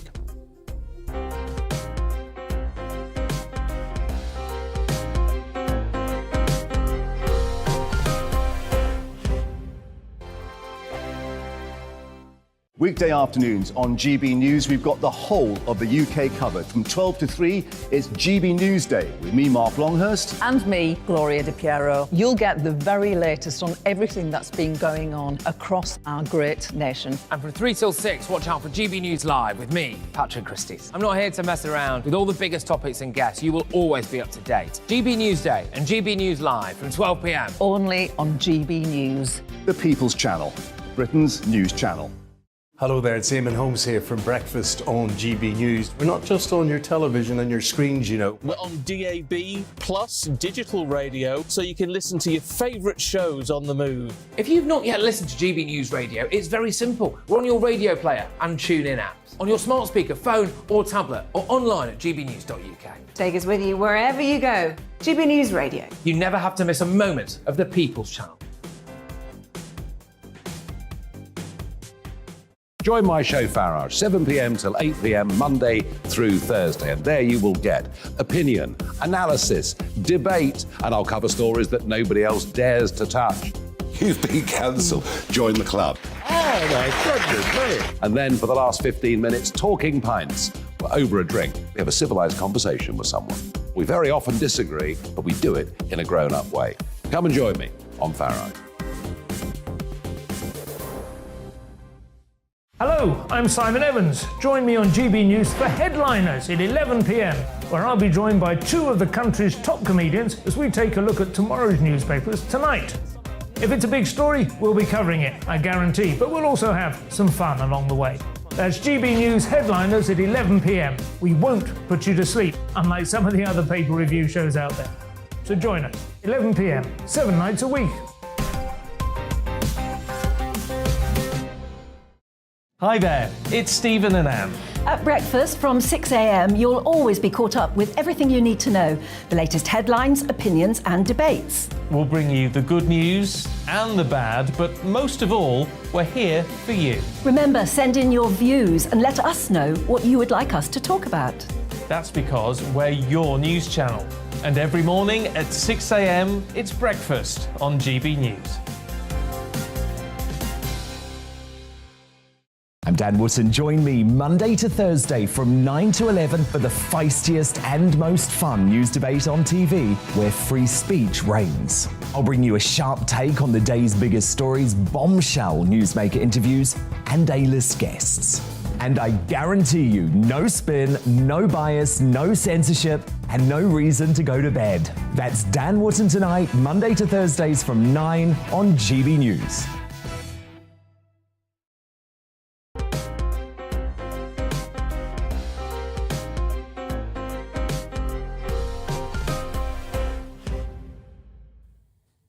Welcome back to Portillo, your Sunday morning serving of conversation, arts and culture. It's over 20 years since Apple gave us the iPod and, unwittingly, the podcast. It gave amateur radio enthusiasts a new platform and allowed everyone to become a broadcaster with the minimum of expenditure. Even Her late Majesty the Queen was a podcaster. Her Christmas message in 2005 was the first podcast available to download. Not to be outdone, the Duchess of Sussex, the artist formerly known as Meghan Markle, is a serial podcaster and has resumed her output after returning from the state funeral. Those terms, those ideas, those stereotypes, they weren't familiar to me. Like the ones we see in so many movies and throughout pop culture. Movies like Austin Powers and Kill Bill, they presented these caricatures of women of Asian descent as oftentimes over-sexualized or aggressive. Podcasts have come a long way since the early days, and listeners have a huge appetite for content. Podcasts can be educational, investigative, or fun. They can be used for learning, to bring a long-forgotten crime into the public consciousness, or as background noise. Podcasts are currently unregulated. They've been described by some as the Wild West of free speech. They can give a voice to the unheard or a platform for hate speech. So what is the future of podcasts? Joining me in the studio are Tom Slater, the editor of Spike, and James Burt, co-founder of Phonic Media. Welcome to you both. Morning. Morning. James, first of all, give us an idea of where podcasts have reached. What is their standing now, and what is their reach indeed? So it's been going on. So podcasting first sort of popped up in the zeitgeist in 2003. That's when they first did their first ever test. Could you download an MP3 file? So we're approaching sort of 20 years now. It's steadily grown over the years. There's sort of years that have had a big sort of a bigger spike of interest. But right now there's 4 million podcasts that are registered on all platforms globally. There's 400 million listeners on a monthly basis, and like you rightly said, they cover everything from true crime to sport, and it is an unregulated place for free speech. And as you mentioned at the beginning, it's enabled sort of bedroom enthusiasts and major broadcasters to compete on an even keel, effectively. Where is the money in all this? How much of it is monetised and for whom? We're looking for it all the time. We're trying to find it. No, we just went over £1 billion or $1 billion in annualised revenue through advertising across podcasts last year. So it's simply advertising that pops up in your podcast? Yes, so there would be what they call a pre-roll, a mid-roll or a post-roll, but you've also, what's more popular in podcast land is kind of what they call a sort of an ad read by the sort of the actual presenter themselves. That has a higher weight, and I don't think that's accounted for within those statistics. So I think we're actually well over $1 billion, but that's where it kind of is stated to be at the moment. But some people are doing it without money. Oh, yeah. The vast majority will be making podcasts for the ability. Like, we work with a lot of clients who don't directly monetize their content, but it's great for expert positioning. They become the thought leader in their space. They'll drive people to a call to action. They'll click through to websites, and the consultants and experts will get bookings that way. So you don't have to necessarily monetize. If you're a sort of a smaller scale creator, you don't have to monetize your content up front. You can almost get what they call trickle down revenue on the back end. Tom, talk to us about the free speech side of this. Where do you stand at the moment? Are you a great advocate of podcasts, believing that they are a bastion of free speech? I am. I mean, it's something that we at Spiked, we've got 3 podcast shows. It's been increasingly a core part of what we do. And I think part of the reason is because the medium has really suited itself to a new appetite for ideas. I think in many respects, the kind of explosion of podcasts, particularly in our sort of space of politics, of discussion of ideas and so on, it really gives the lie to a lot of assumptions we had about audience tastes for media. You know, a few years ago, everything was supposed to be super short. It had to be, if it was an article, it had to be a listicle. If it was a video, it had to be 45 seconds. And yet we're in a situation where something like, say, Joe Rogan's podcast, probably one of the most popular in the world and certainly the most popular in this kind of realm of just discussing ideas and so on. These things go on for 3 hours at a time. And I think that's a kind of testament to the fact that there is a huge appetite for ideas which isn't being served elsewhere. And luckily so far, podcasts, unlike some of the other new media forms in the internet space, have not come under the level of censorship, although there is appetite for that kind of clampdown that we've seen in recent years, I think. There's been a lot of debate recently about online content that's unsuitable. So Meta has been put under the microscope. In the case of a podcast, Tom, who is responsible for the material? So as far as I understand it, it's the person who produces the material themselves. It's an interesting one insofar as it's, on the one hand, it's kind of slightly decentralised insofar as you've got all these different podcast services that people can often sign up to for free, which then puts that onto the RSS feeds, which feeds into your iPhone and so on. But there is a kind of problem with the fact that, like any of the other kind of big tech companies, there are kind of choke points. For instance, Apple, when they introduced podcasts onto iTunes in about 2005, ever since then, that's become a kind of key way in which people are receiving their podcasts. So the prospect for someone like one of those companies to be able to clamp down on a particular show if they took against it is there, but at the same time, for whatever reason, it has evaded that kind of focus. Do we have a problem at the moment with podcasts and hate speech? Well, there's always going to be a kind of particular examples which are dredged up. Interestingly, I think the focus for it in recent years has been less around that and more around questions of what's termed misinformation. That could be around the pandemic, that could be around issues around election integrity in the US and so on. That's tended to be the particular focus. There has been some appetite, you know, particularly from the White House, basically calling on companies like Spotify, which now host a lot of podcasts, to clamp down. That seems to be where a lot of the focus is and where a lot of the concern is, and I think that could be the sort of thin end of the wedge where podcasts and censorship are going to take place, really. James, let's talk about their social utility. I mean, for example, some of these podcasts that have investigated past crimes, maybe injustices or unsolved crimes, and also they're in the learning space as well. Have you seen fine examples of where good work has been done by podcasts? Yeah, well, there's a really recent example. There's actually been a case overturned in the States, a very, very famous podcast, which has been kind of like the gateway drug for a lot of people to find out about how podcasting works, called Serial. And that started out as, like a lot of other podcasts, just this little known podcast that's created by people who are interested in trying to get to the bottom of this crime. And it's actually been overturned. So the guy, he got released 2 weeks ago from jail. He's now on house arrest, subject to a retrial. Kim Kardashian's another one who's very sort of famously now going into the sort of the unlawful or turning around those sorts of judgments on people. She's launched a podcast last week called The System. So there's lots of people doing lots of good work. As Tom mentioned, because it is unregulated, you get the good and the bad.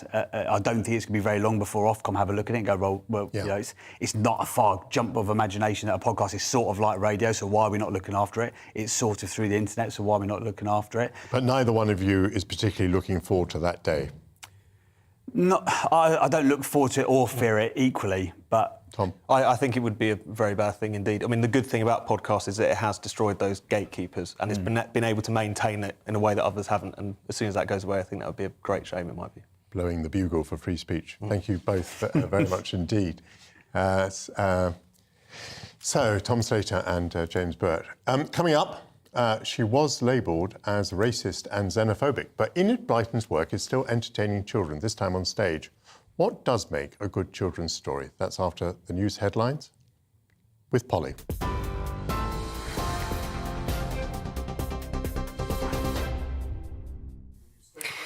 Michael, thank you. And the latest headlines this hour. The small community of Creeslough in County Donegal in Ireland is in deep shock today, as 6 of the 10 people who were killed in a service station explosion on Friday were named locally. We understand Leona Harper, Jessica Gallagher, Martina Martin, Catherine O'Donnell and her son James and Hughie Kelly were among those who lost their lives. Taoiseach Michael Martin visited the site of the explosion last night and said the entire nation is in mourning following the tragedy. Irish authorities say the explosion is being treated as a tragic accident.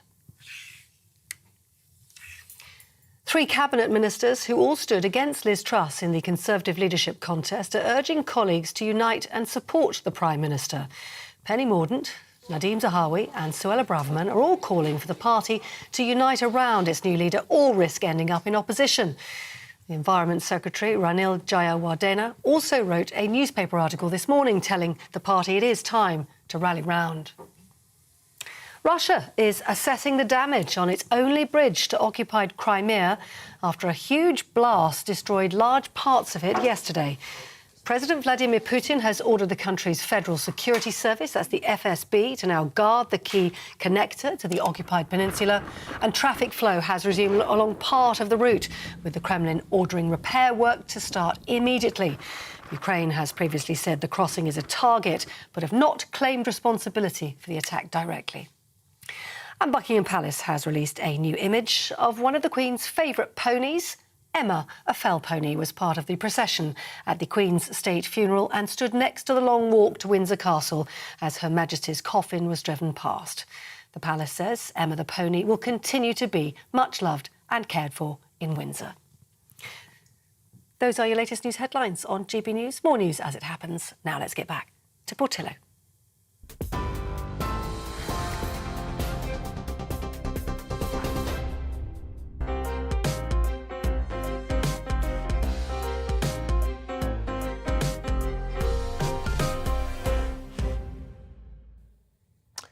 Thank you, Polly, for the news. The famous 5 have been the companions of many a child throughout the last 50 years or so. George, Dick, Anne, Julian and, of course, Timmy the dog have solved mysteries and put bad uns behind bars, all while enjoying lashings of ginger beer. But recently, English Heritage declared their creator, Enid Blyton, has been criticised for racism and xenophobia and lack of literary merit. End of quote. Ouch. How brave, then, that a new play based on the famous 5 has opened at the Chichester Theatre. Although the reviews are lukewarm, the core of the story of friendship and mystery still grips children. So what makes a children's story a classic? What gives it longevity? In a moment, we'll talk to Dr. Catherine Butler, a reader in English literature at Cardiff University. But first, Nicholas Allen is a children's author. He wrote the best-selling book, The Queen's Knickers, and he joins us now from the Isle of Wight Literary Festival. Firstly, why do you think that children like I love Enid Blyton? Well, because she's so readable. And I remember I liked Secret 7, and the good thing about it is they're big novels, but they're terribly easy to read, and you feel a real achievement when you reach the end of one. You feel you've read a great sort of big novel all by yourself. And I think that gives it something that's very appealing to children. And also, or children being alone by themselves without adults. That's the real appeal of many children's books, including boarding school novels and things like that, like Harry Potter. It's the children left together and no one can get near the adults. And Nicholas, then, do you adopt a similar strategy? It has to be a good read, it has to be moving forward at a pace. Where does it place children? What does it children have to do in a book for it to be of interest to them? Well, not necessarily. I mean, the Queen's Knickers, for example, there is a child in it, but the Knickers and the Queen. And they work slightly different because they're picture books. But I think the novels, it's very much the children left without adults. So you get books like, I don't know, Coral Island or Lord of the Flies, these sort of things where children are together and have a secret kind of life from adults. And it's terribly appealing. It's very appealing for children because that's what they all dream of. And what was appealing about Knickers? I don't know how I got onto that, but when I wrote it, my father said, because I was worried about the Queen, dying one day, and he said, well, children are more interested in knickers than the Queen. And always, I just felt it. The reason why I wrote it actually was I got the title, and I just thought, if you saw that title, you would pick it up, and it worked backwards from that, from the title. And so I've done other ones like. Why do some of the classics endure? Why do things like Peter Pan and Wind of the Willows endure with children? Or do they? Well, I think their message is very appealing, which carries on. You've got to have something new to be established as a classic. But once you've got that, then those values, they're eternal, and children will always like them. You know, take Paddington. Children always are sympathetic towards this bear who's a refugee, and things like that. And that goes on appealing even long after it becomes irrelevant, although it's not irrelevant now. And so the book must have something new, but something eternal. And that's what Nicholas keeps it Allen, going. thank you very much. Let me turn to Catherine Butler, who's in the studio. Children's books occupy an interesting space because you find children doing sort of adulty things, but there must still be the magic of childhood in the book. So some of them represent a sort of threshold, don't they, between childhood and adulthood? Some do, and I think it's difficult to treat, or you shouldn't really treat children as a kind of a mass, because like adults, they have a variety of tastes and capacities. I think the thing with Enid Blyton is that for some children who perhaps aren't particularly interested in magic per se, things like the Famous Five and indeed her boarding school fiction sit in a kind of sweet spot between fantasy and realism. It's not magic, but at the same time, these children have a preternatural degree of agency and the ability to take on and come out best over ne'er-do-well adults. And indeed, considering that these books were originally published, the early ones, in a time of rationing, an inexhaustible amount of food, which must have seemed like a fantasy at the time they were published. Do you know anything about how enduring Enid Blyton is? It's being revived on stage at the moment, but do we know whether the books are still selling and how children think about them? The books are still selling, and I think the life cycle of a children's book tends to be a little bit different from that of an adult book, because what a children's book basically has to do is to make it through the first 25, 30 years until the children who read it, when they were children, have children of their own, and then with a degree perhaps of nostalgia they might pass them on, and then it becomes a shared experience, and that can give a kind of fillip over several generations to a book that, I think it's fair to say that if Enid Blyton's Famous Five books were written today, they would not be published, because there are, for one thing, attitudes in there which probably wouldn't pass muster with most publishers today, I'd imagine. And in terms of literary quality, literary quality is a difficult thing with Enid Blyton. I didn't think it was really for English Heritage to comment on the literary quality anyway. Well, I mean, they can, free speech, they can say what they can say what they like, but I think Enid Blyton, at the level of the individual sentence, no one could claim that she is a great stylist. Right. And she's never been seen as such, and English Heritage are by no means the first people to say so. People were saying it back in the 60s and over the decades in between. But what she does have is an understanding, a keen understanding of children's desires and fears and fantasies. And I do an exercise with my students sometimes just as an icebreaker, and I say, well, just tell me about a book which was important to you when you were a child. And in a group of 20 set students, there'll always be one who mentions, actually not the Famous Five, that sometimes comes up, but more often the magic faraway tree. Somehow that digs deep with young children in a way that's very hard to explain, but you can only respect it to an extent. But there was magic in that one. There was magic in that one. It's a fantasy for very young children. I suppose we were talking earlier about adaptations from theatre to screen, and I suppose adaptations of books to another medium are likely to be of advantage to the book. So even if this play, which is on at Chichester, is open to somewhat mixed reviews, this might offer a revival for Enid Blyton.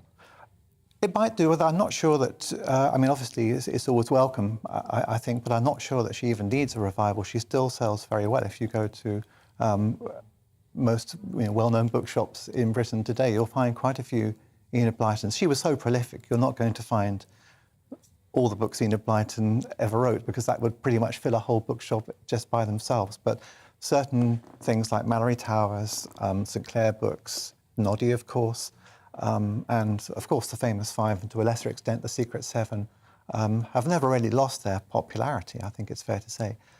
If my own daughter's anything to go by, she enjoyed the famous Five up to the time when, when I was reading them to her as a bedtime story, and then at a certain point she said, "Enough, I have outgrown the famous Five," and she began to sort of see them almost in a parodic way. Of course, it's 40 years since, the comic strip did Five Go Mad in Dorset, so I think that potential to be parodied has always been there in Enid Blyton. Catherine Butler, what a marvellous special subject you have. It's absolutely It's a lot of fun. It's a lot of fun. Thank you very much indeed. And thanks to Nicholas Allen as well. Coming up, it's nearly time for Sunday lunch, but with the rising costs of gas and electricity and the threat of 3-hour blackouts, supposedly, is our traditional roast under threat. That's after the break.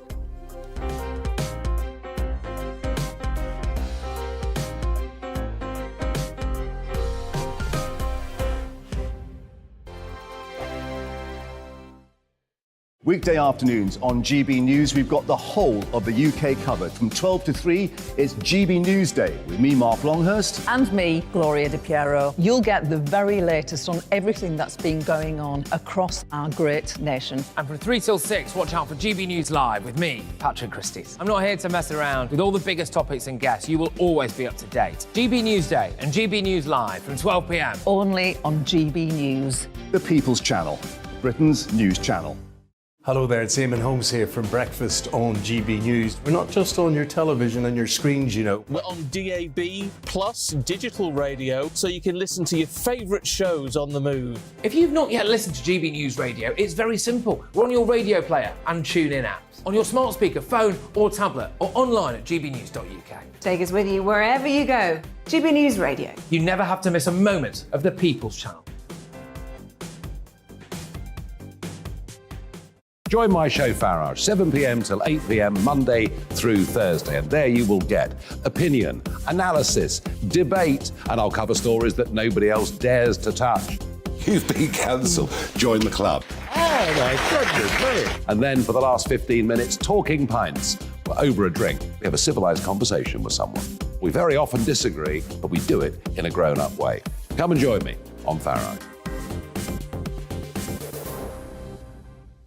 Hello, I'm Simon Evans. Join me on GB News for Headliners at 11 p.m, where I'll be joined by 2 of the country's top comedians as we take a look at tomorrow's newspapers tonight. If it's a big story, we'll be covering it, I guarantee, but we'll also have some fun along the way. That's GB News Headliners at 11 p.m. We won't put you to sleep, unlike some of the other paper review shows out there. So join us, 11 p.m, 7 nights a week.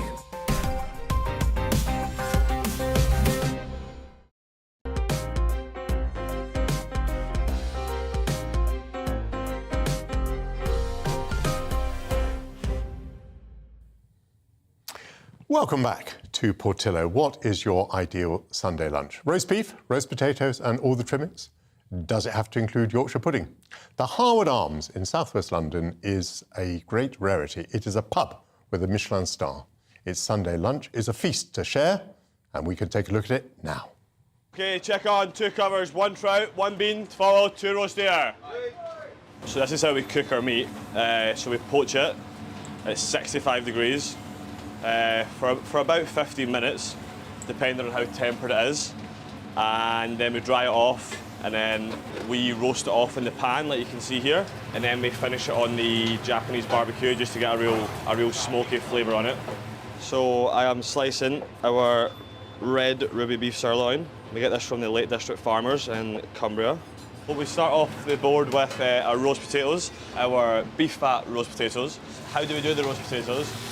We steam them at 100 degrees for around about 45 minutes until they're nice and soft, and fry in beef fat and 1.5% salt. It just adds a lot more flavour to the potato and gives that extra beef flavour, I suppose. We've got our carrots that we steam in a lovely carrot liquor with some aniseed and whatnot. And then followed by that, we've got some lovely tender stem broccoli that we dress in a dressing, which is really nice. And then, as I spoke about, the beef from the Lake District farmers. And the Yorkshire puddings, they are stuffed with the trim from our short rib, so we're not wasting anything. And then last but not least is Britain's favourite, the cauliflower cheese. So we put a lot of time and effort into our bechamel sauce to get it nice and seasoned, and then steam the cauliflower, and then we mix it together, and then we've got the panko breadcrumbs on there, and then we finish them under the grill so it's nice and golden. And the sauce that goes with the beef, a lovely bone marrow gravy and some horseradish creme fraiche. Oh my, tummies were rumbling throughout the studio. Well, Mike Robinson is the co-owner of the Harwood Arms, and he's also a chef.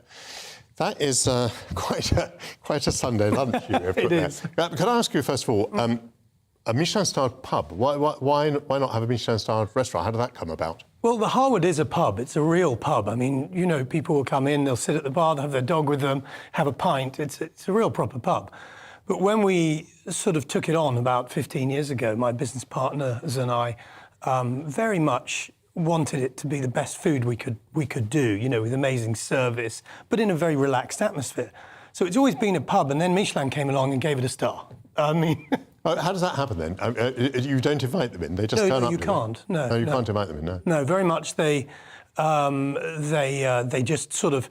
They maybe have it on the radar. My business partner Brett Graham, who I started with, who owns the Ledbury in Notting Hill, which is his 2-star restaurant.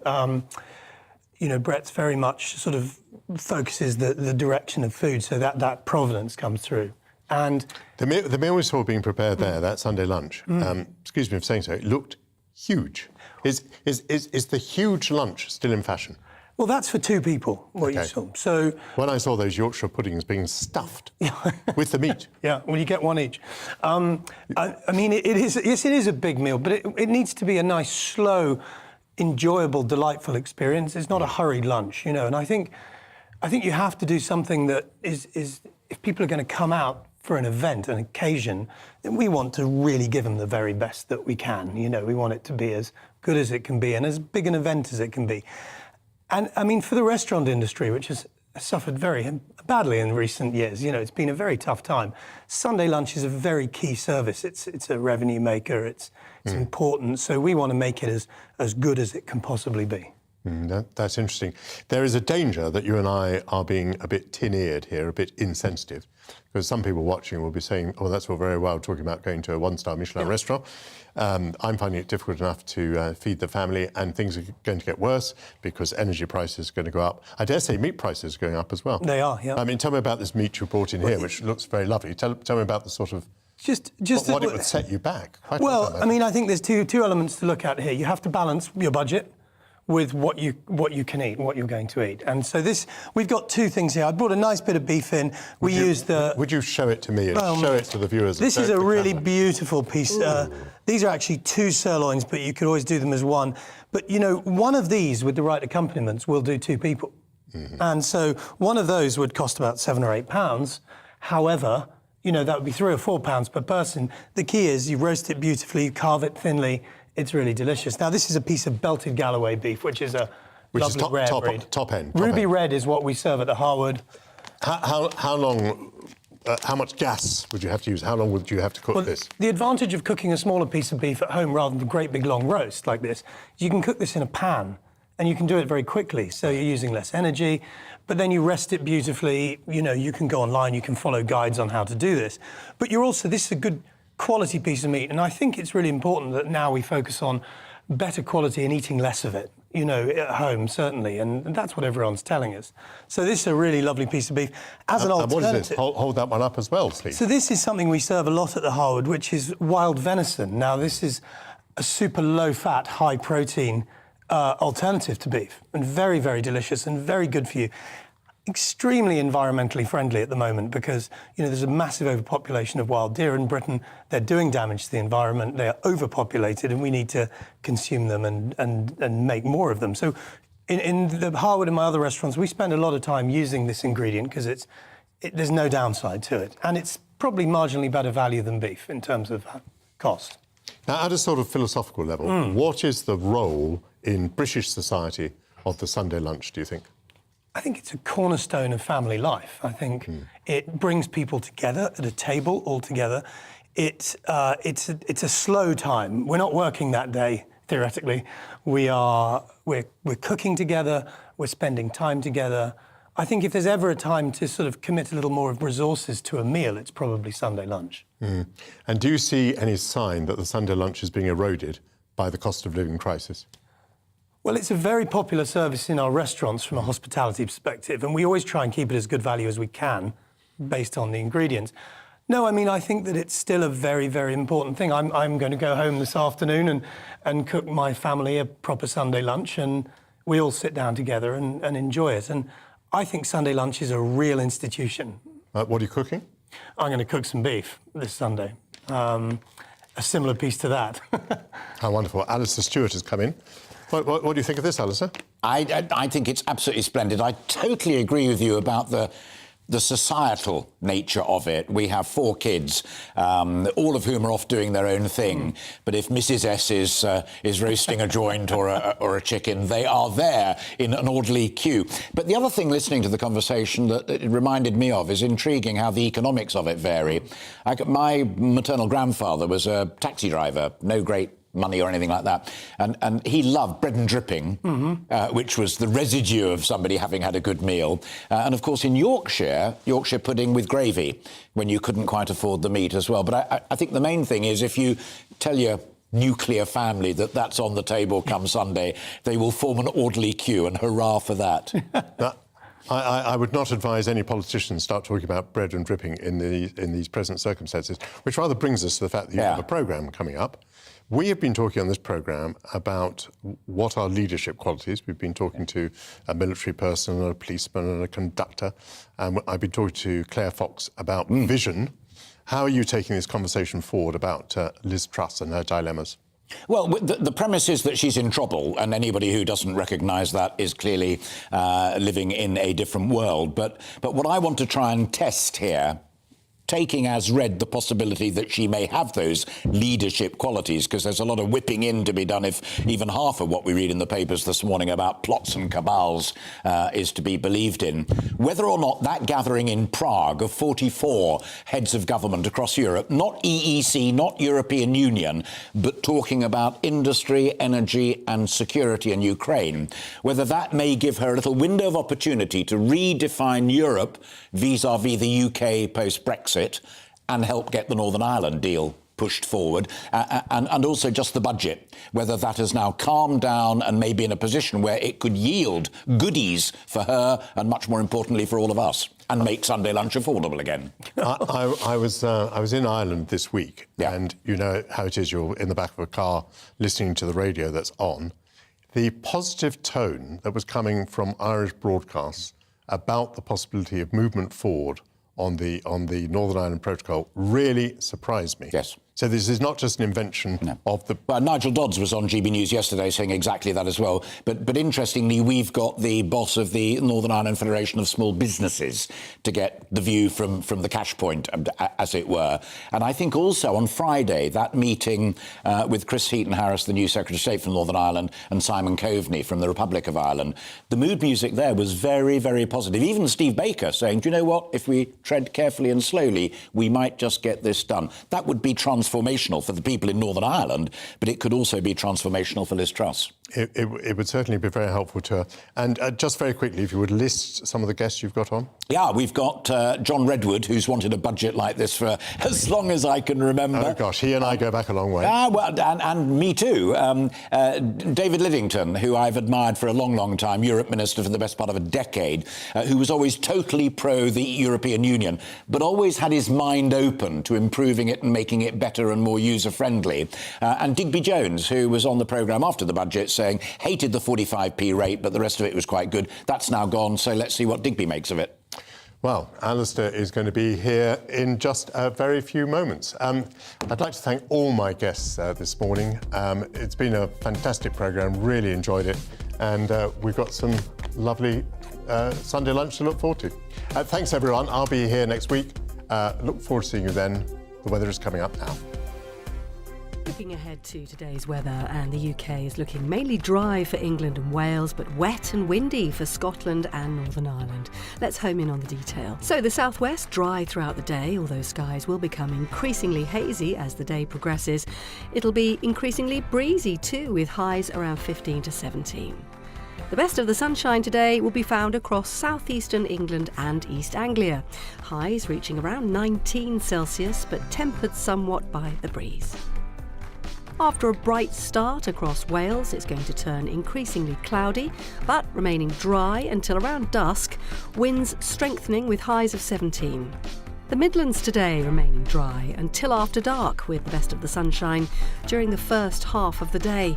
The southwesterly winds picking up with highs reaching the mid-teens. Northern England will start the day dry and bright, but rain will begin to push in from the northwest throughout the afternoon. Highs reaching 14 Celsius, but feeling rather cool in the wind. And a rather wet and windy day for Scotland. Gales possible in the north, especially during the morning.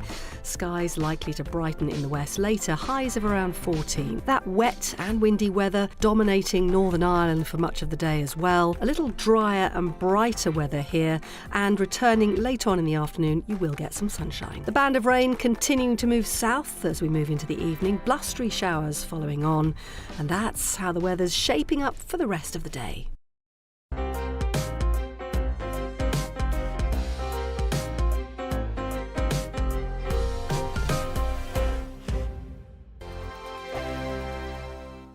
Weekday afternoons on GB News, we've got the whole of the UK covered. From 12 to 3, it's GB News Day with me, Mark Longhurst. And me, Gloria Di Piero. You'll get the very latest on everything that's been going on across our great nation. And from 3 till 6, watch out for GB News Live with me, Patrick Christys. I'm not here to mess around with all the biggest topics and guests. You will always be up to date. GB News Day and GB News Live from 12 p.m. Only on GB News. The People's Channel, Britain's news channel.